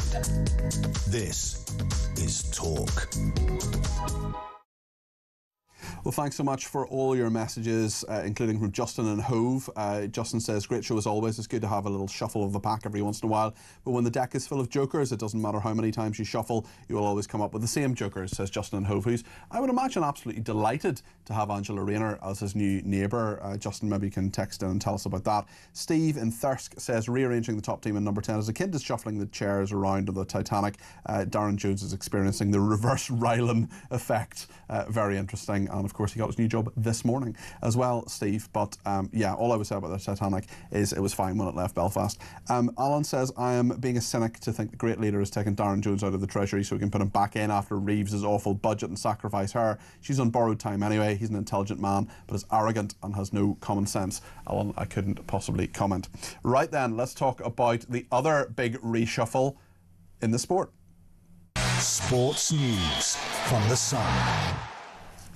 It is transfer deadline day. Fans of all clubs will have been watching the Sun's live transfer vlog. Teams have just over an hour to finalise their squads for this season. One of the biggest sagas, of course, has been whether Alexander Isak leaves Newcastle for Liverpool. Well, Sean Custis is with us. He's head of sport at the Sun. Sean, thanks very much for joining us. Have the Reds got their man? Yes, they have, although it hasn't been officially announced. Right. And it's like a lot of these deals today, Peter, it's really weird that they're all in the process of being sealed, but they've got till 7 o'clock. It's not done till it's done. To announce it, or maybe till 9 o'clock, depending on how the deal's structured. But Isak should be going to Liverpool for £125 million plus a £5 million what they call a solidarity payment, so it's 130 million. Newcastle want 150, Liverpool had bid 110, and they met somewhere in the middle. That has triggered Johan Visser to go from Brentford to Newcastle for around 55 million, and Liverpool are still trying to sign Mark Gahey from Crystal Palace, but that one has been on, off all day. It really needs Palace to get in another centre-back before they let him go. Nicholas Jackson from Chelsea, who was keen to go to Bayern Munich, looks like he's going to get his way in the end. He was recalled by Chelsea because of an injury to Liam Delap on Saturday, but Jackson still want to go to Bayern. They've now agreed a deal that's a £14.5 million loan with a £56 million obligation to buy him when he hits a certain number of appearances. Kolo Muani, PSG to Spurs. That was a bit left field, that one. He hasn't played much for PSG since signing there. He'd been on loan at Juventus, so that's to boost Spurs' attacking options. We've got a bit of a to-ing and fro-ing over the goalkeeper at Man United. So Man United obviously had to bring a new goalkeeper in. Even if you don't watch football a lot, Peter, you will know that Man United have goalkeeping problems. And it was going to be, was it Emi Martinez from Aston Villa or a guy called Stenny Lamens, who plays for Royal Antwerp? He's a bit of a gamble, but that's the one they've opted for at 18 million. He's not a Belgian international. He's 23 years old. He doesn't have the experience of somebody like Martinez, who's a World Cup winner, two-time FIFA World Goalkeeper of the Year. So there's a lot of, concern that Man United may have got it wrong again with their goalkeepers. So it is a gamble. Meanwhile, on the other side of the city, Donnarumma could still be going to Man City and Edison moving out to go to Galatasaray. Again, that's not a one that's been confirmed, but it's in the works. And it's a strange one, Donnarumma, because he doesn't really fit the profile of a Pep sort of goalkeeper who's good with his feet and can pass it well. But he is an established Italian international. He has won big competitions like the Euros and the Champions League. So they're hopeful that Donnarumma will come in at City. And for poor James Trafford, who signed for 27 million from Burnley, it looks like he'll be nudged down to number 2. I should just mention more on football that Erik ten Hag was sacked by Bayer Leverkusen today. 62 days in the job, a record in the Bundesliga. Only had 2 league games. It doesn't seem to go very well for him in a lot of these jobs. But Leverkusen have sold a lot of players, including Florian Wirtz, to Liverpool for 110 million, and he had to fill a squad very quickly, but they've decided he's not the man for them, and actually that's the 3rd ex-Manchester United manager to go in the last 5 days. Wow. Following on from Ole Gunnar Solskjaer and Jose Mourinho in Turkey, both of them. Should mention also that Jamie Vardy's gone to Cremonese. Everybody was wondering where Vardy would go. Having left Leicester in the season, he's joined Cremonese, which is not a particularly big Italian team, but at the moment, after 2 league games, they are joined top of the table. So the creme de la Cremonese, as it were. Very good, yes. Thank you. So that's us sort of up to date with everything that's happening in football at the moment, and it'll change quite a lot. By the time you get back to the Sun newsroom, it's going to have changed again. Quite a lot. So, yeah. Well, let's talk about golf for a second, because the Ryder Cup team has been announced as well, Sean. It has. So there were the automatic selections. It's the same as the Americans. You have 6 automatic selections and 6 picks. The 6 automatic selections were Tommy Fleetwood, Tyrrell Hatton, Rasmus Højgaard, Robert McIntyre, Rory McIlroy and Justin Rose. And the picks have been announced today, which were pretty much as predicted. Ludwig Aberg, Matt Fitzpatrick, Shane Lowry, Victor Hovland, John Rahm and Seb Straka. Virtually the same team as played in 2023. The only difference being it's the other Højgaard who's in the team instead of his twin brother. European team in a very confident move that they can beat the Americans in New York on home soil, on their soil, which is at the end of September, and that is always one of the highlights of every 2 years the Ryder Cup is a big thing, and I think we're all looking forward to that, and Luke Donald certainly is too. Well, there's quite a lot to look forward to there. I'm sure it'll be covered in full in the sport. That's Sean Custis there, who's head of sport at the Sun. Thanks for joining us in the studio. Good luck with the rest of transfer day. It's a busy day for you and your team.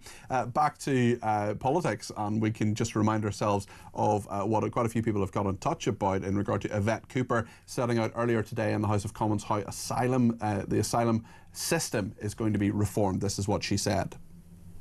We need to close all asylum hotels, and we need to do so for good. But that must be done in a controlled and orderly manner, and not through a return to the previous government's chaos that led to the opening of hotels in the first place. Substantial reforms are needed now. In our first year in government, we've taken immediate action, laying the foundations for more fundamental reform. We have restored asylum decision-making and then rapidly increased the rate of decisions. The overall system remains sclerotic, outdated and unfair. So as we committed in the Immigration White Paper, we will shortly set out more radical reforms to modernise the asylum system and to boost our border security, tackling the pull factors, strengthening enforcement, making sure people are treated fairly, reforming the way that the ECHR is interpreted here at home, speeding up the system, cutting numbers and ending the use of hotels. Yvette Cooper there. Quite a few people getting in touch about that, and also Darren Jones, who was the Chief Secretary of the Treasury, sort of Deputy Chancellor. Now he's going to go and run number 10 for Keir Starmer. Perhaps Darren Jones could go to the hotels and see all these women and children, says one texter. He was on Question Time a few months ago and seemed to completely not know about who was actually coming across in the boats. Another person says you have to feel sorry for Starmer. Look at the pool of incompetence he has to choose from. Gary says Darren Jones was previously Chief Secretary to the Treasury and Deputy to Rachel Reeves, yet apparently this new position at number 10 is a promotion. So can anyone please explain to me exactly what he did in his previous position at the Treasury, possibly the worst performing department in this shambolic government, to warrant this promotion? Alison in St Albans says, Peter, great show. If Darren Jones is the answer, what on earth was the question? I'm scared now. Tony says, the Labour advisor you had on earlier, Paul Richards, is about as much use as the government. They have no answers, but 14 years, etc., etc. As for Starmer, the next phase of incompetence, lies and suppression, they have to go before the country is ruined forever, says Tony. And Lynn says, can we please stop casually saying 14 disastrous years of the Tories? This is not true. Since COVID, everything did go in a downward spiral, but when they left office, everything was on the up economically. This lot, words fail me, says Lynn. Well, look, I'm a bit biased because I was part of the 14 years as a special advisor for 3.5 years of them before COVID. I was sacked just before COVID, actually.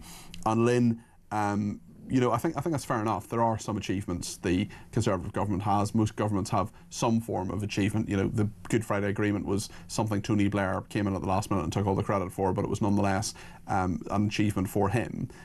The Conservatives, for example, I think they did, a number of good things, and I'm very proud of some of the stuff I did in terms of trying to help homelessness behind the scenes as well. But I think you're right. You can't just casually say all of the 14 years was completely bad.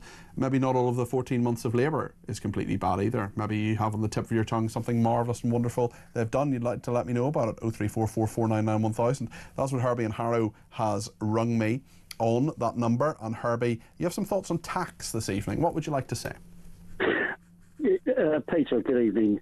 The problem is that whatever we do, whatever we touch, nothing seems to be right. Nobody's accountable. You were talking about the pensions. How many pensions went bust when changes were taking place? Well, after Gordon Brown's pensions raid as well. Yeah. And nobody's taken responsibility for it. Yet people have lost thousands and thousands, if not millions of pounds for incompetence. And who gets the hammering? The people that put the money in the pension in the first place are coming out with nothing. And yet you've got all these so-called advisors and everything else making a mint out of their expense. I think it's absolutely disgusting. There's just such a real feeling that so many people have, Herbie, that this country just doesn't work anymore. We pay so much tax. We've got the highest taxation burden since the Second World War as a proportion of what the country makes. We're in a situation where there is so much tax being paid. 44% of the whole cake, the whole gross domestic product, is the government, is the state. Yet there's lots of it, but not a lot of it is actually working, Herbie. Yeah, but the problem is, look, they keep spending and wasting our money because they don't have to pay it out of their back pocket, Peter. It's you and I that has to pay all this money that they lose, and we keep on losing it every time. As I said, nobody's accountable. None of them have got a clue what to do, and they just keep making mistakes, and it's you and I that keeps picking up the tab. When do we stop all this rot taking place, Peter? I think it's a very, very good question, and maybe the answer is the next election. I'm not sure. Herbie, listen, thanks for your thoughts. I appreciate that. We'll get a few more thoughts on this. Isabel Oakeshot's coming up after the break, Talks International editor. We're also going to talk about Angela Rayner and her homes and what's happening there. We'll take a peek inside the Sun with Alex West, who's the associate news editor there, and we'll also take your calls, text, tweets and voice notes. Keep them coming in. The number is 0344 499 1000. We'll make sure, as I always do, to get as many people on the air as possible. We definitely want to hear from you this evening because we're back to school. Lots happening.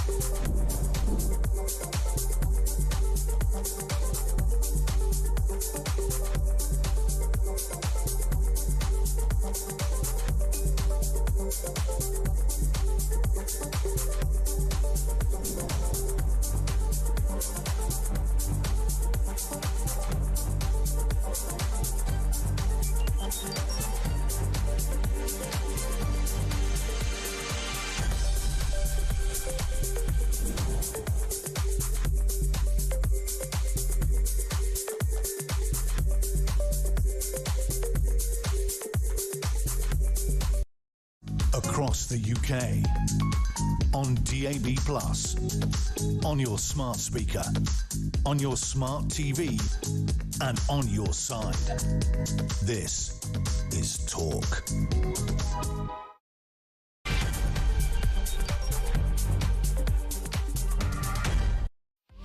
Well, very good evening. This is Talk Drive. I'm Peter Cardwell. Thank you so much for your company this evening. Loads to talk about. Back to school, end of the summer, Labour having a reset, shuffling the deck chairs perhaps, shuffling the cards. Angela Rayner's problems with her homes, her 3 homes. Has she done the right thing? No suggestion she's actually broken the law in any way, but it don't look good. We're also talking about how Greta Thunberg, she's actually been turned back now because of the weather, how disappointing, her Flotilla to Gaza, and also the big story today in regard to Asylum. The Home Secretary, Yvette Cooper, talking about the asylum system, saying she wants radical change. Well, is she going to get it? Is the radical change that she's proposing what you want it to be? 0344 499 1000 is the number to call. Get as many calls on the air as we can between now and 7 o'clock. You can text me 87222 with the word talk in your text. You can tweet me at talkTV. Follow me at Peter Cardwell. You can send me a WhatsApp voice note. We've had some of those this afternoon. Keep sending them in. Less than a minute, please. You can send them to the main number. You can also send me a WhatsApp text message to that number as well, and give me a ring on the number, which is, of course, 0344 499 1000. Loads to discuss. Isabel Oakeshot's coming up in just a minute to make sense of the day. Stay with us here on Talk.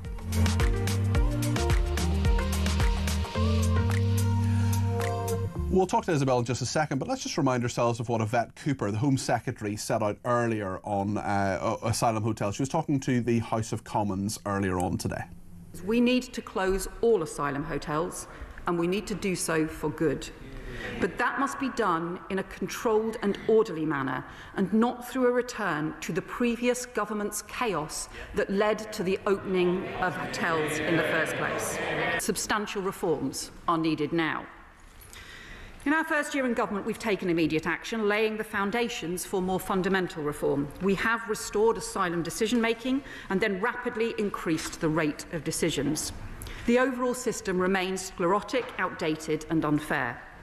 So as we committed in the Immigration White Paper, we will shortly set out more radical reforms to modernise the asylum system and to boost our border security, tackling the pull factors, strengthening enforcement, making sure people are treated fairly, reforming the way that the ECHR is interpreted here at home, speeding up the system, cutting numbers and ending the use of hotels. Well, the Home Secretary also announced plans to tighten up family visas. Even just before the pandemic, refugees who applied for family to the UK did so on average more than 1 or 2 years after they had been granted protection. Long enough for them to be able to get jobs or find housing or be able to provide their family with some support. In Denmark and Switzerland, currently those granted humanitarian protection are not able to apply to bring family for at least 2 years after protection has been granted. But here in the UK now, however, those applications come in on average in around a month after protection has been granted, often even before a newly granted refugee has left asylum accommodation.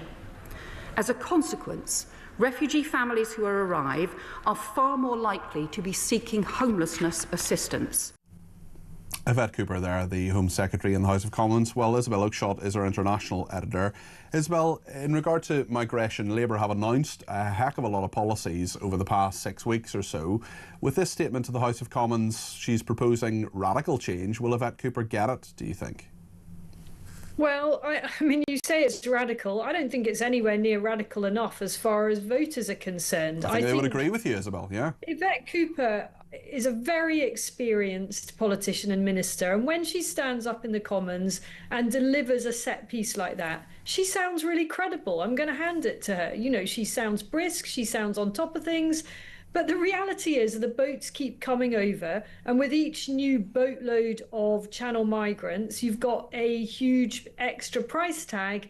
And why is it only now that this government is waking up to the catastrophe that is their own system for allowing every one of those asylum seekers, once they're granted refugee status, to apply to bring over umpteen family members? I don't understand why it should have taken more than a year for the government to clock on to what a problem. And diagnose the problem. And it does seem, well, actually, now we can tell you what the problem is. It's the system in chaos. I mean, I could have told you when I presented my first programme on this network 4 years ago that it was in chaos and a dreadful problem, and Labour should have known from day one, right, we're going to change this fundamentally, if that in fact is what they plan to do. And she's told us today that very soon they're going to set out some more measures to tackle the pull factor and to, I imagine, talk a little bit more about what interpreting bits of ECHR in a different way might mean. Again, what exactly are they waiting for? Yeah. Keir Starmer has treated us all to a little video in which he acknowledges that summer's definitely over. Oh, well, the really exciting thing for you, Isabel, is that we can watch that video right now. Take it away, Keir. Summer's definitely over, and this morning we've got all the number 10 staff together and talked through what phase 2 of the government is going to look like and feel like. So we go into phase 2, 1st of September 2025, in good spirits, confident and with conviction about what we're doing. It needs a more powerful number 10, so we've added to the team with some really important new members. I made a number of other changes, but this is about focus on delivery now, marching forward to the next phase of government. Are you as excited as I am by phase 2, Isabel? I mean, what's he talking about? What does he mean phase 2? You know, he's got all the dynamism of a flat punctured tyre. He's like a kind of low-grade, underperforming headmaster of a school that no one wants to go to. I don't know what geniuses in number 10 sign off this social media, but it is so unimaginative, so dismal. Phase 2 of the government. What does it mean? It also implies that phase 1 has been a success. I know, right? It kind of as if phase 1, you know, we've ticked that off now and we're now progressing to phase 2. I wonder what the grand finale is. What is the, you know, at the end of this series of phases? What is the great golden... Well, I think we can both agree that it's phase 3. Isabel, and I for one. Maybe this time next year, you know, this time next year we get phase 3. But in all seriousness, it was a really big political day today. You know, it is this time of year, it's like the start of the new political term, and Labour comes back hugely on the back foot after a summer of, you know, absolute kind of broiling fury across the country over the asylum situation. They're way behind in the polls, and they've now got this Angela Rayner crisis, which I think it is a crisis. You know, apparently people have said today that there's some kind of mysterious court order that prevents her going into any more detail. I'm sorry, I'm just not buying that.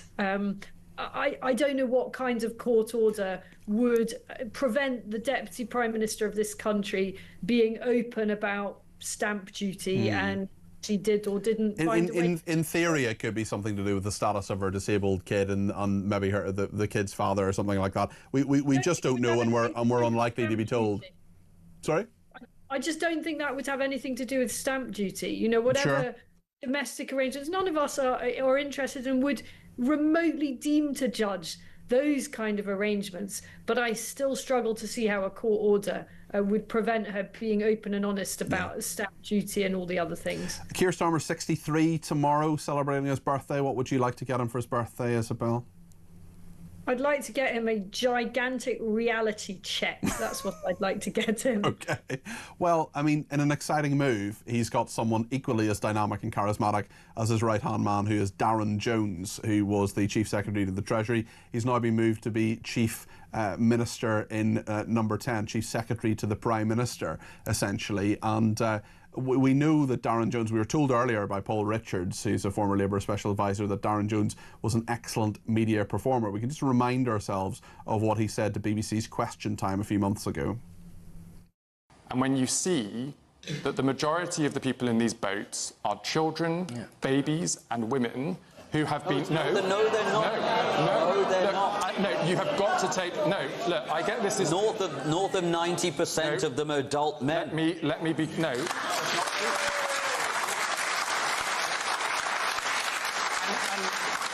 And you're saying that's not true? No, look, this is why it's controversial. It's not true. Is it true or I'm not? saying it's not true. I mean, the audience knew that was rubbish as soon as he said it, Isabel. I mean, everyone knows that's rubbish. You only have to look at the pictures. When did you last see a boat that was absolutely chock full of women and children? Literally never. And that clip will be played over and over and over again. And I enjoyed your analysis with, I think it was Theo Usherwood earlier, about the suggestion that this is Darren Jones being lined up potentially to be a kind of emergency replacement to Rachel Reeves. And I think that's pretty, seems to be pretty smart analysis. But I'm not sure it's smart political positioning. Well, I totally agree. Prime Minister. I mean, if the guy becomes Chancellor, can you imagine that clip will be played ad nauseum and should be played ad nauseum just to remind voters this guy has no grip whatsoever on the truth.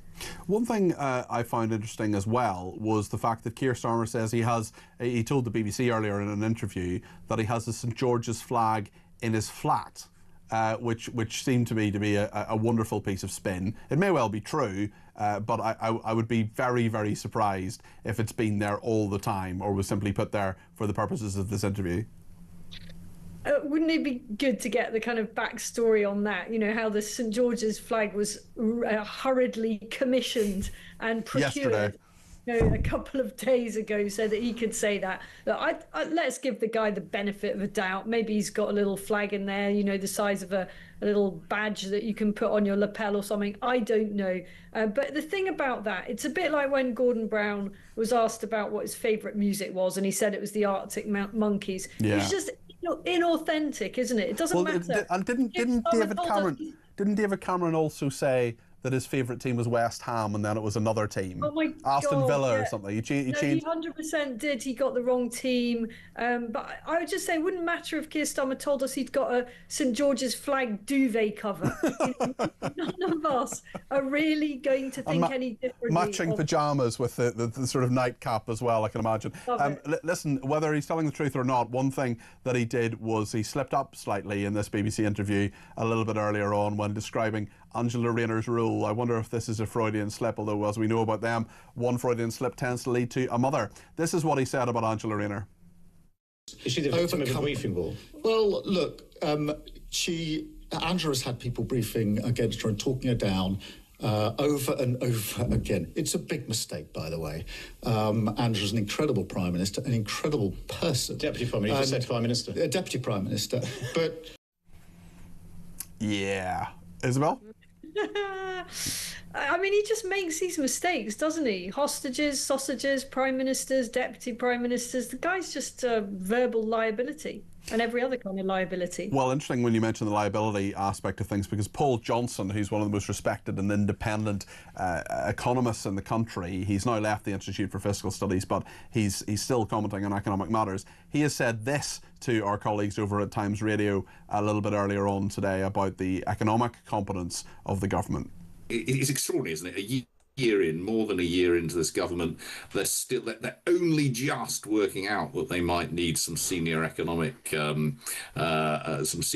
expertise within Number 10, both at a political level and at the advisor level. It's yet another example, I think, of how staggeringly unprepared this government was for government, despite the fact that they essentially knew they were going to win the election some considerable time out. So I think it is important for the Prime Minister to be able to sort of have conversations at an equal level with the Chancellor. But what they really mustn't end up doing is having rows between the two of them, having different focuses and different senses of direction. That way, real chaos lies.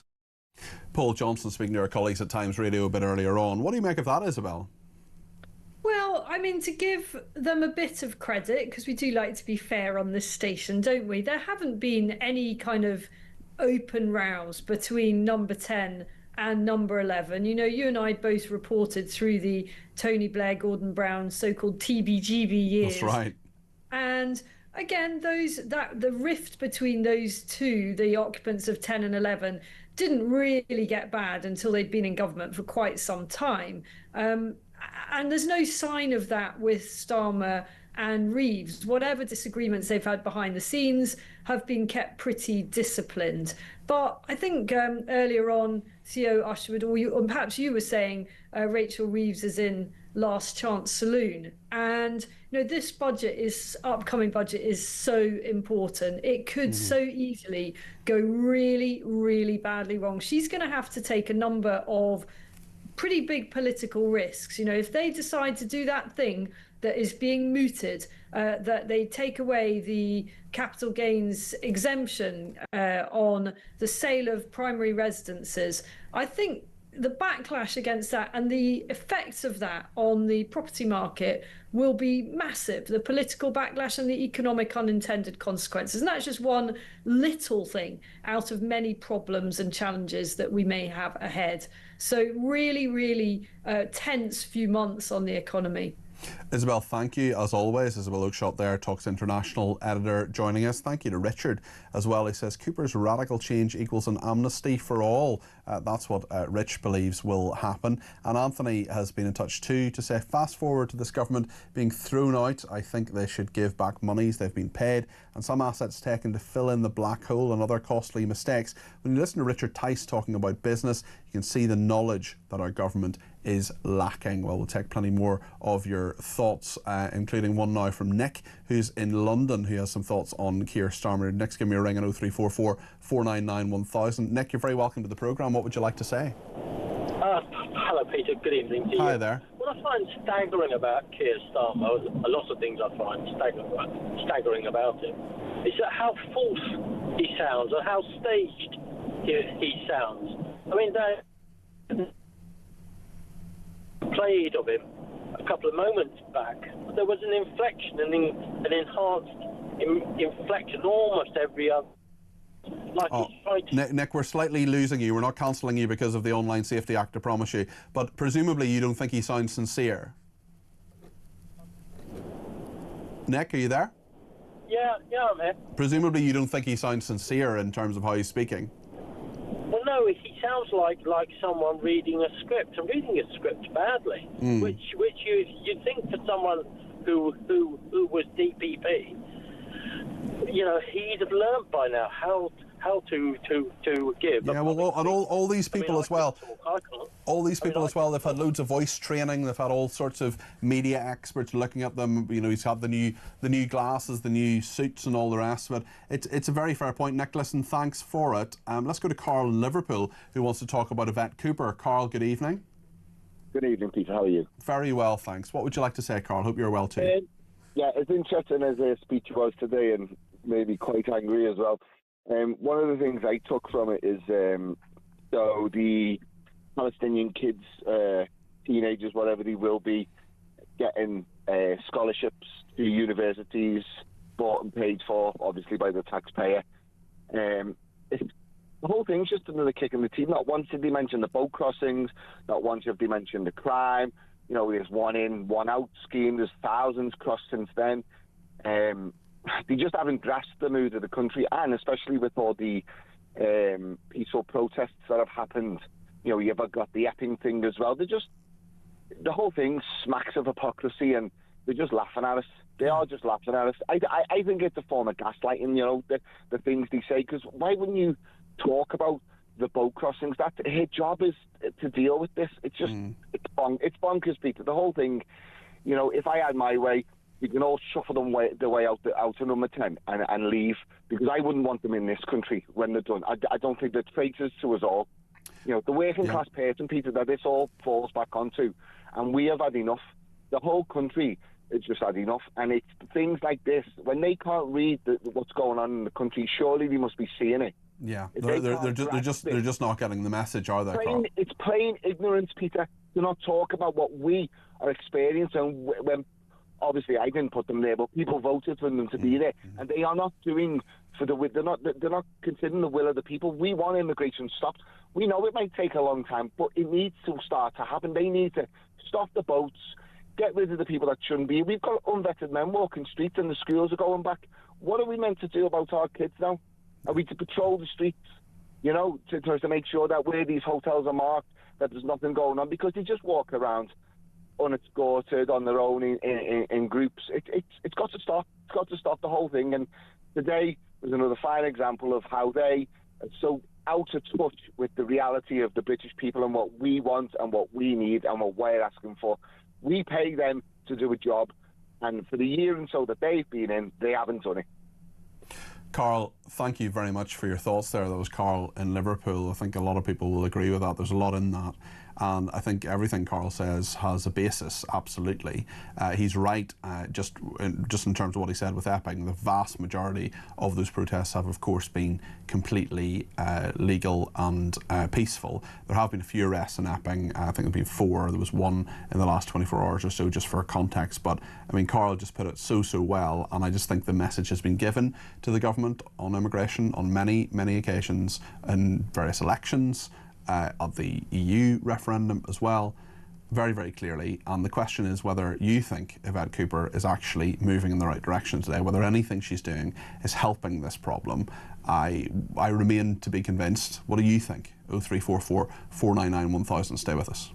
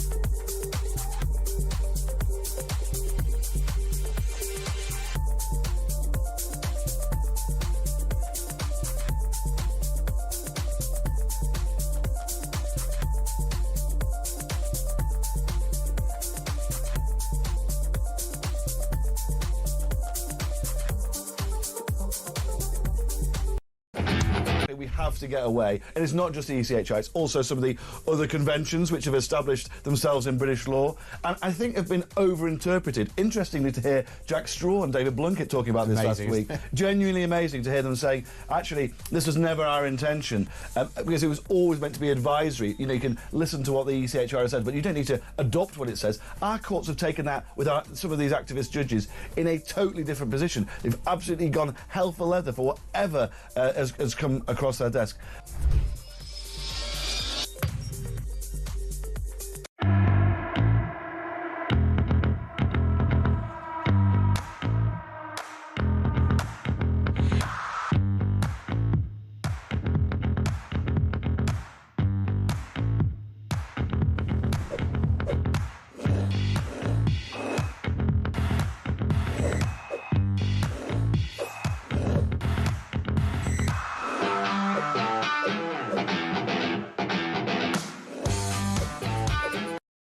Across the UK, on DAB+, on your smart speaker, on your smart TV, and on your side. This is Talk.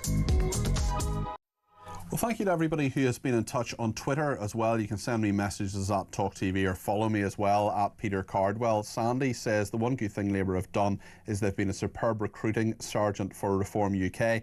Then he says, I believe a magic wand is needed by Yvette Cooper because her solution is just not possible. Jackie says it's not a cabinet reshuffle that is going to fix broken Britain. It's a reshuffle to accelerate their ideological destruction of the UK. Les says Yvette Cooper's actions were hardly perfunctory, verging on a big fat zero respect to the British public. Ollie says Keir Starmer is all spin and no delivery, clearly infiltrated as they are by neo-communist Fabians. Labour are not fit to call themselves a political party, let alone form a government, says Ollie. They're fundamentally dishonest and dysfunctional. The only thing they excel at is lying.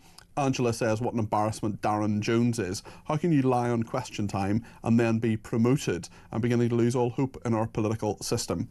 And one here from someone called As If By Magic. I'm listening to Yvette Cooper and being questioned by MPs over her new plan to stop the boats. I can tell you now absolutely nothing will change. It's all the fault of the Tories, despite the fact the small boat illegal asylum seekers have increased by 40% since these Fabian Society members won the election. She's claiming now she has an agreement with France to accept the return of the small boat crossing illegals. Why would France do this? How much more has she agreed to pay them to do so? It's also obvious the vast majority of MPs in the House of Commons were happy enough to allow these illegals to increase. This is total nonsense. Most MPs do not get how annoyed the public are with Parliament's current disconnection from the electorate, says that person. Dean says, listening to Peter, who has been told by Paul Richards, that was the former Labour advisor we spoke to a bit earlier on, that Darren Jones is a great promotion, is as he's in a safe pair of hands for Labour on TV and radio, is quite honestly laughable after his performance on Question Time. If this is supposed to send a reassuring message to the electorate from Keir Starmer, he has again got it completely wrong. And final one from Stu, who says for Keir Starmer's birthday tomorrow, he's 63, happy birthday Prime Minister, for Starmer's birthday tomorrow, says Stu, I'd like to give him a leaving card. Well, let's talk to Elliot Keck. He is head of campaigns at the Taxpayers Alliance, not about Keir Starmer, but also about the Deputy Prime Minister, Angela Rayner. The Prime Minister had trouble earlier on. Perhaps we can look at this clip actually. He was speaking to the BBC a bit earlier on and was asked about Angela Rayner. He says that she's had briefing against her, the knives are out for Angela Rayner, but he seemed to forget exactly what job she does and what job he does. Just before we speak to Elliot Keck, let's just remind ourselves of what the Prime Minister told the BBC a bit earlier on today. Is she the victim of a briefing wall? Well, look, Angela's had people briefing against her and talking her down over and over again. It's a big mistake, by the way. Angela's an incredible Prime Minister, an incredible person. Deputy Prime Minister, you just said Prime Minister. Deputy Prime Minister, but... Yeah. Always good to know your job title when you're Prime Minister. Elliot Keck is head of campaigns at the Taxpayers Alliance. On Angela Rayner, Elliot, has she done anything wrong? What you're seeing from Angela Rayner is an entirely rational response to the absurdities of our tax system. The fact that you have to pay tax on purchasing a home, more tax if it's a second property, you have to pay tax on your estate. So it's the rational response to the absurdity of our tax system. But what's even more absurd is, of course, she's part of a government that is making stamp duty and inheritance tax even more onerous. So the hypocrisy will, I think, shock a lot of people. I mean, in a sense, she's avoiding tax, which is what we all like to do. Evading tax is illegal. That's no suggestion she's done that. Avoiding tax is something a lot of people do. I avoid tax by putting some savings, not very much I should say, but some savings in an ISA, for example, and that avoids it. I make pension contributions and you get a tax relief on that. That's the tax system. I'm avoiding tax by doing that. That's a version of what she's doing too, is it not? Yeah, essentially. So what we're talking about here is she changed her primary residence to the one that she purchased in Hove to mean that she would pay a lower rate of stamp duty. There's questions about the valuation of her house that means it comes in just under the inheritance tax threshold. But the reason why we're able to use and need to use all of these loopholes is because of how onerous, how complicated, and how high the tax system and tax burden are.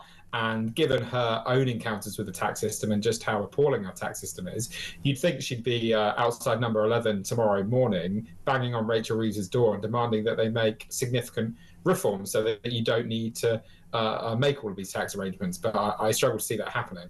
It's fair to say that Rachel Reeves is under a lot of pressure and will have to put taxes up. I mean, it's fine for people who have 3 homes. I just wonder, is this something to do with jealousy, that she's done well, that she has 3 homes, that she can afford something I can't, which is £800,000 for a flat in Hove?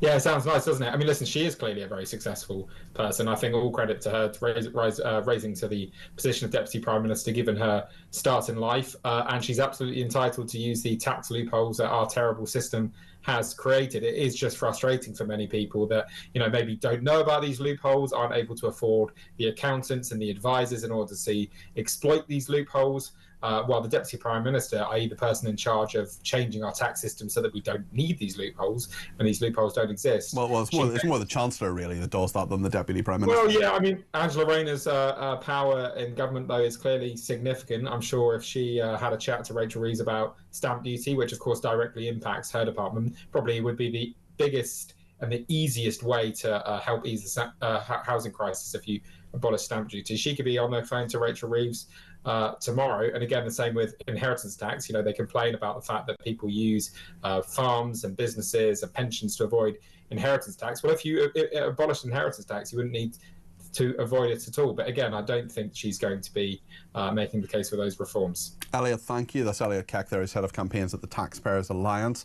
Thank you to Kevin in South Wales, who sent me a WhatsApp to say, listening to Keir Starmer, it's embarrassing how he doesn't even know he is the Prime Minister now. Thank you to Max in Warwickshire, who says, well said. Carl, who was on a little bit earlier on, we're going to put that on our social channels as well if you missed it. Carl had a really, really interesting thought on just where the country is, where it goes, and his dissatisfaction with the government. We're going to put that on our social, so at talkTV, I'll retweet it as well from my own account at Peter Cardwell. You can follow me there. Max says, well said, Carl. Resign two-tier Keir. We've had enough. And Roy in Gloucester, Starmer talking about immigration. Could he sound any less interesting? Complete waffle. And Jane says, did the Home Secretary say where they would go? Also 50,000 have come since last July, says Jane. James says, what would happen if, God forbid, the country had to go to war? Can we pay for it? Who would fight? Well, I had a long discussion about that, actually, and conscription and all of that on my show yesterday. I was on between 10 and 1, as I am every Sunday, and apart from this Sunday coming, actually, I'm taking a day off. But you can go back and watch that. We had a really, really big debate on that, and you can go on talk.tv or on YouTube, actually, and have a look at that if you want to see that big debate. Jane has sent a very good one in and says, do you think Starmer will have cake in Downing Street or curry and beer for his birthday tomorrow, says Jane. Very good. Well done, Jane, you win the prize, but not this prize. Our biggest competition to date is now live, and we're giving you the chance to win a whopping £25,000 plus Oasis tickets. 2 lucky winners will win a pair of Oasis tickets when they return to Wembley on the 27th of September. Plus, that's not all. Alongside the tickets, we're giving one listener the chance to win that huge 25 grand. For all the details on how to enter this amazing competition, listen up. 18 plus, UK excluding Northern Ireland. For a chance to win, text the word cash to 83338 and you're in the draw. Text costs £2 plus 1 standard network rate message. You must have the bill payer's permission. Or you can enter for free by calling 0330 880 3338. All entries must be received by the 19th of September at 9 a.m. This is a TalkSport limited promotion run on TalkSport, Talk and Virgin Radio UK stations. Full terms and conditions at talksport.com.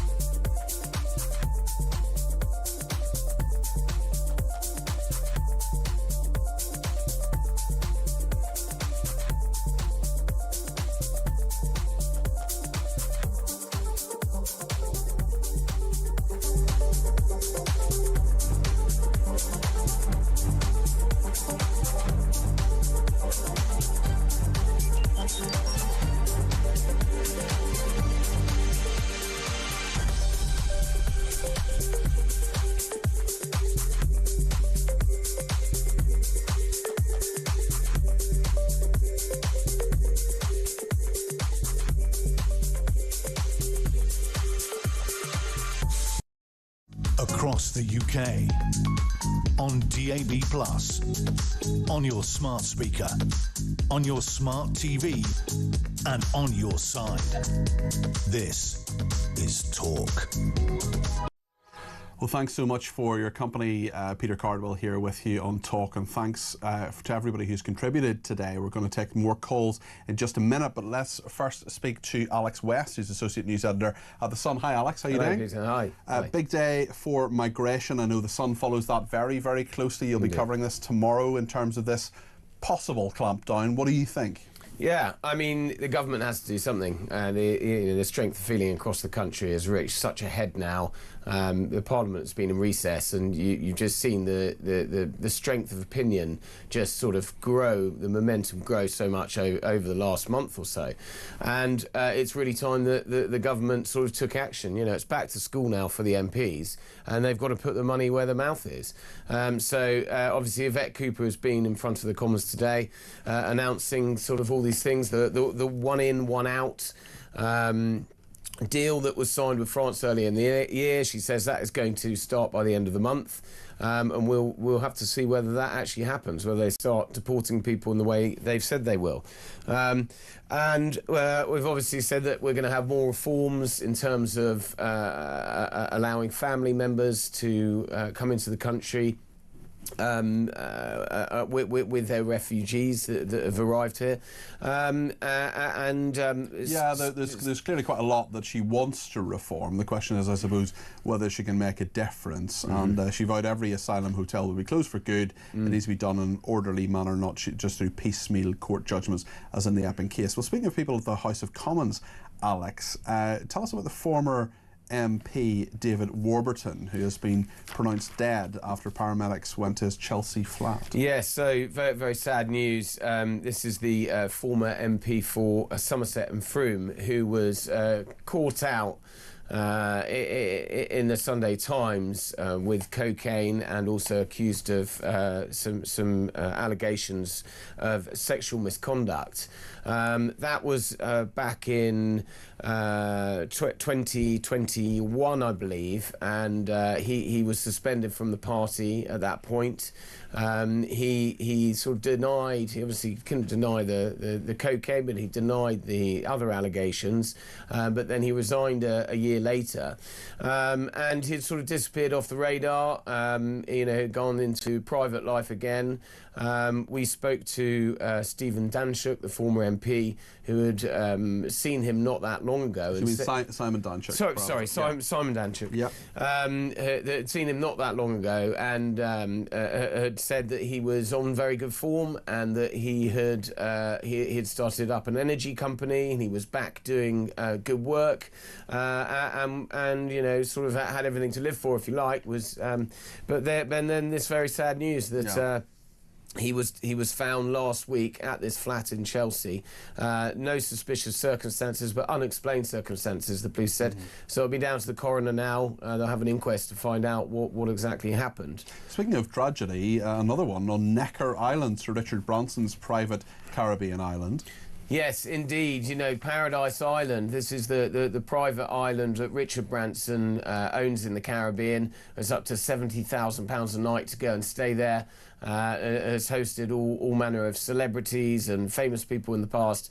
And very tragically, on Friday night, there was a party there. It was sort of an end-of-holiday party, we understand, where guests and the hotel staff sort of meet up and party together.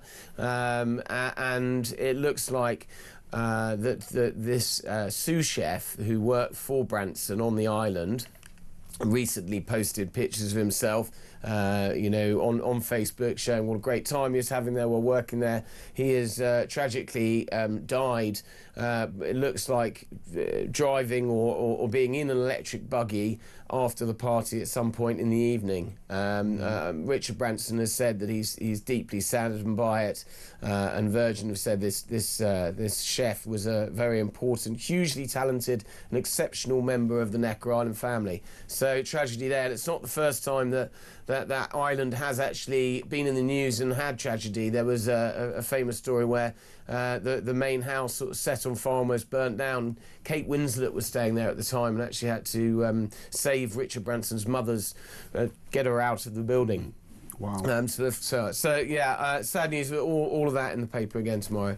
Really interesting story as well. We've seen this footage of this chief executive, this millionaire branded the most hated man on the internet. He snatched a tennis star's cap from a child. We've seen this quite a number of times now. It's all gone around social media and so on. 50-year-old man, the child thought, oh great, I'm getting this cap of this tennis star, and then of course the adult just swipes it off him and takes it for himself. Now the millionaire chief executive has made a grovelling apology. That's right. I mean, it sort of had vibes of the Coldplay. Yeah, I was thinking about that, yeah. You know, another CEO caught in an embarrassing situation. I mean, it's really embarrassing, you know, grabbing the hat. I mean, he claims that he was taking it for his own son, took it away from this poor boy and didn't even give it back.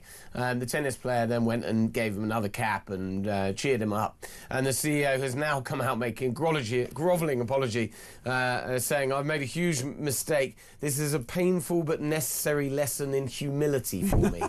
Well, fair enough. And yeah, well, I mean, he's been out of luck certainly there, although he has certainly had the fruits of his own selfishness. But interestingly, now I've seen the story you're covering tomorrow about lottery bosses bringing back the slogan, "It could be you." Yeah, I mean, I think everyone will remember this from, I think it's almost 20 years ago now. I think it's more than that. I think so. The National Lottery started under John Major, and I think it was in 93, 94. So we're going back like 30 years here. But everyone remembers it could be you. Yeah, that was it. And the finger coming out of the heavens and pointing. And one of the people it pointed at that time was a young lady at the time, Sarah Cockings, who scooped £3 million, and she actually paid for herself and her two sisters to get boob jobs with the money. Good use of the money, they felt.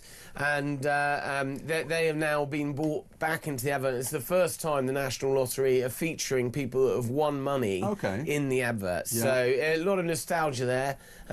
People will remember. It will kick it off. They're obviously trying to get people back into the game, keep people playing.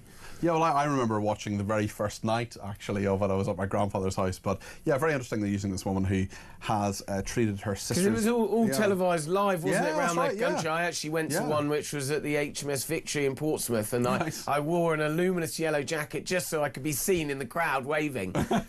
Brilliant, I love it. Yeah, Sarah Cockings scooped £3 million in 2005, treated her sisters Alex and Emma to breast enhancement surgery. She's going to appear in these ads, so she had an enhancement to her bank balance as well as her breast. So perhaps you could too. I haven't played the lottery in ages actually, but yeah, very interesting to see that. Alex, thank you. Got to be in it to win it. That's right. That was another one of their phrases, certainly. Alex, thank you. All of that in the paper tomorrow. Marvellous. Alex West, their Associate News Editor of The Sun. And thank you to Caroline, who says Yvette Cooper would not have put these measures into place without the push from the protest. Labour were the same with the rape gangs inquiry. Quite frankly, she's useless, like most of the government, says Caroline. Well, you can read much more about what Yvette Cooper is saying in The Sun tomorrow. Thanks to Alex. And we'll take more of your calls and comments in just a moment here on Talk. Stay with us.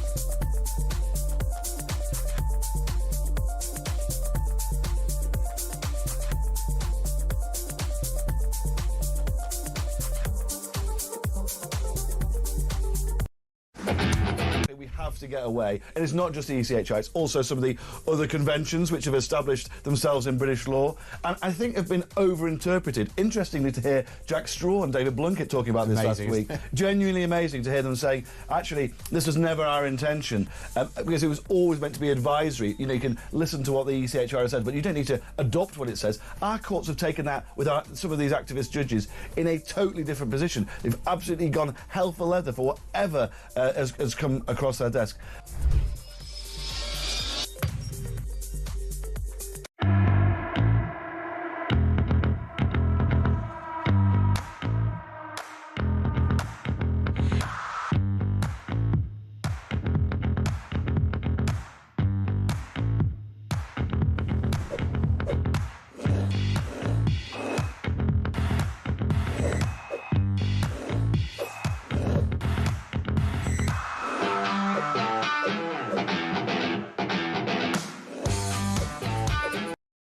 Across the UK, on DAB+, on your smart speaker, on your smart TV, and on your side.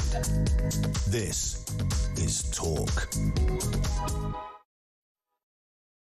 Thank you to this person who has sent me a message on Twitter to say Starmer hasn't the personality to be a headmaster. He's a poor HR manager at best. My father was a headmaster and has a great personality, so I wasn't too happy with that comparison earlier on. Dave says he's like a teacher. He wanted to be mates with his pupils, but they wouldn't because he wore a tank top to Christmas disco. Another person says on text, does anyone believe that any asylum seekers, boat people, will be deported under this government? They have their human rights lawyers waiting with their check books. Well, in fairness to the government, they have deported 4,500 people. It's not nearly enough, but they have deported some people. The question is whether the one in, one out aspect will actually work. I just don't think it will. I think we're going to see a lot more people coming, and there are 20 people in and one out or thereabouts in terms of the statistics. Paula's been in touch from High Barnet on migrant hotels. Paula, you're very welcome to the programme. What would you like to say? Hi, Peter. Good evening. Can I just touch on a couple of things? Of course you can. Go ahead. Okay. So first of all, I'm watching and I'm listening to what's going on, and we're talking about the hotels and what we're going to do, what we're not going to do, but I'm still not hearing how. And maybe I've missed it, but I'm still not hearing how they're going to put a stop to them coming over or bring the numbers down. The second thing I wanted to mention is that video of him this morning, Keir Starmer. To be honest, he looked like the head sales of a Tesco chain. That's okay. Giving the monthly meetings. Thirdly, scary. Okay. I met a young Afghan, and he was a migrant, from years ago. He's probably in his early 20s. Okay.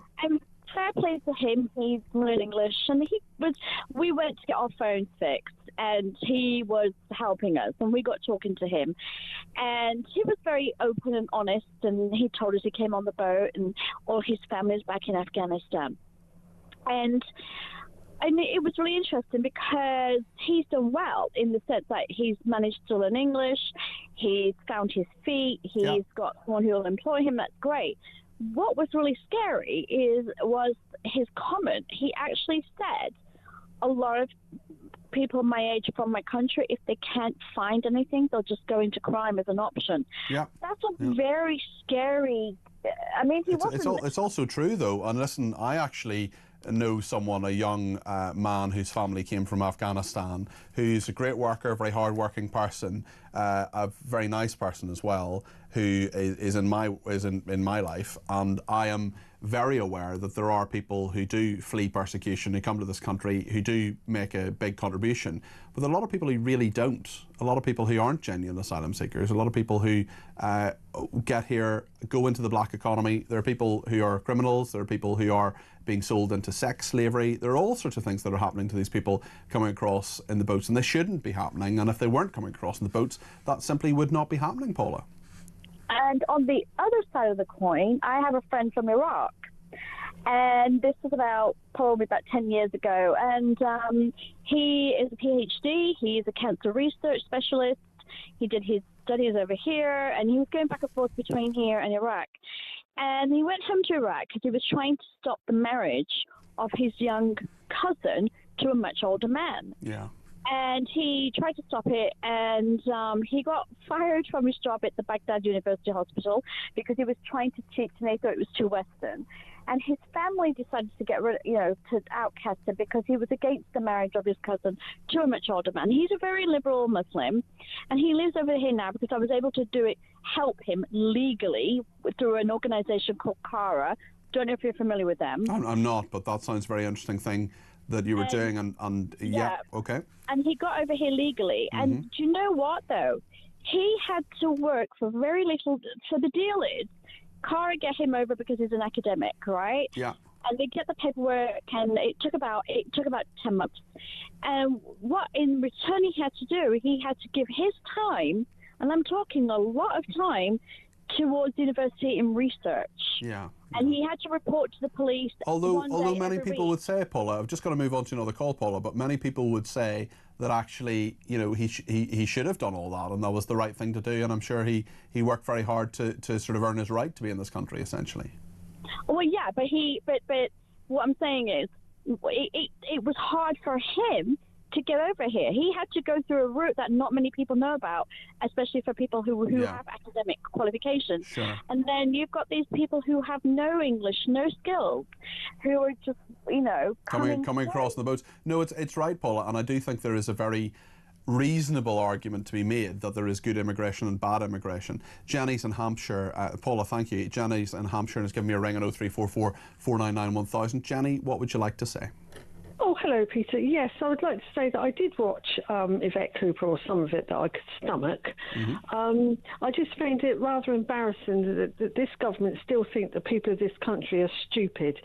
I think everything that they say is just a pack of lies. They constantly say, we inherited this, we inherited that. Yes, of course they inherited this lot with the migration because they opposed everything that was put forward.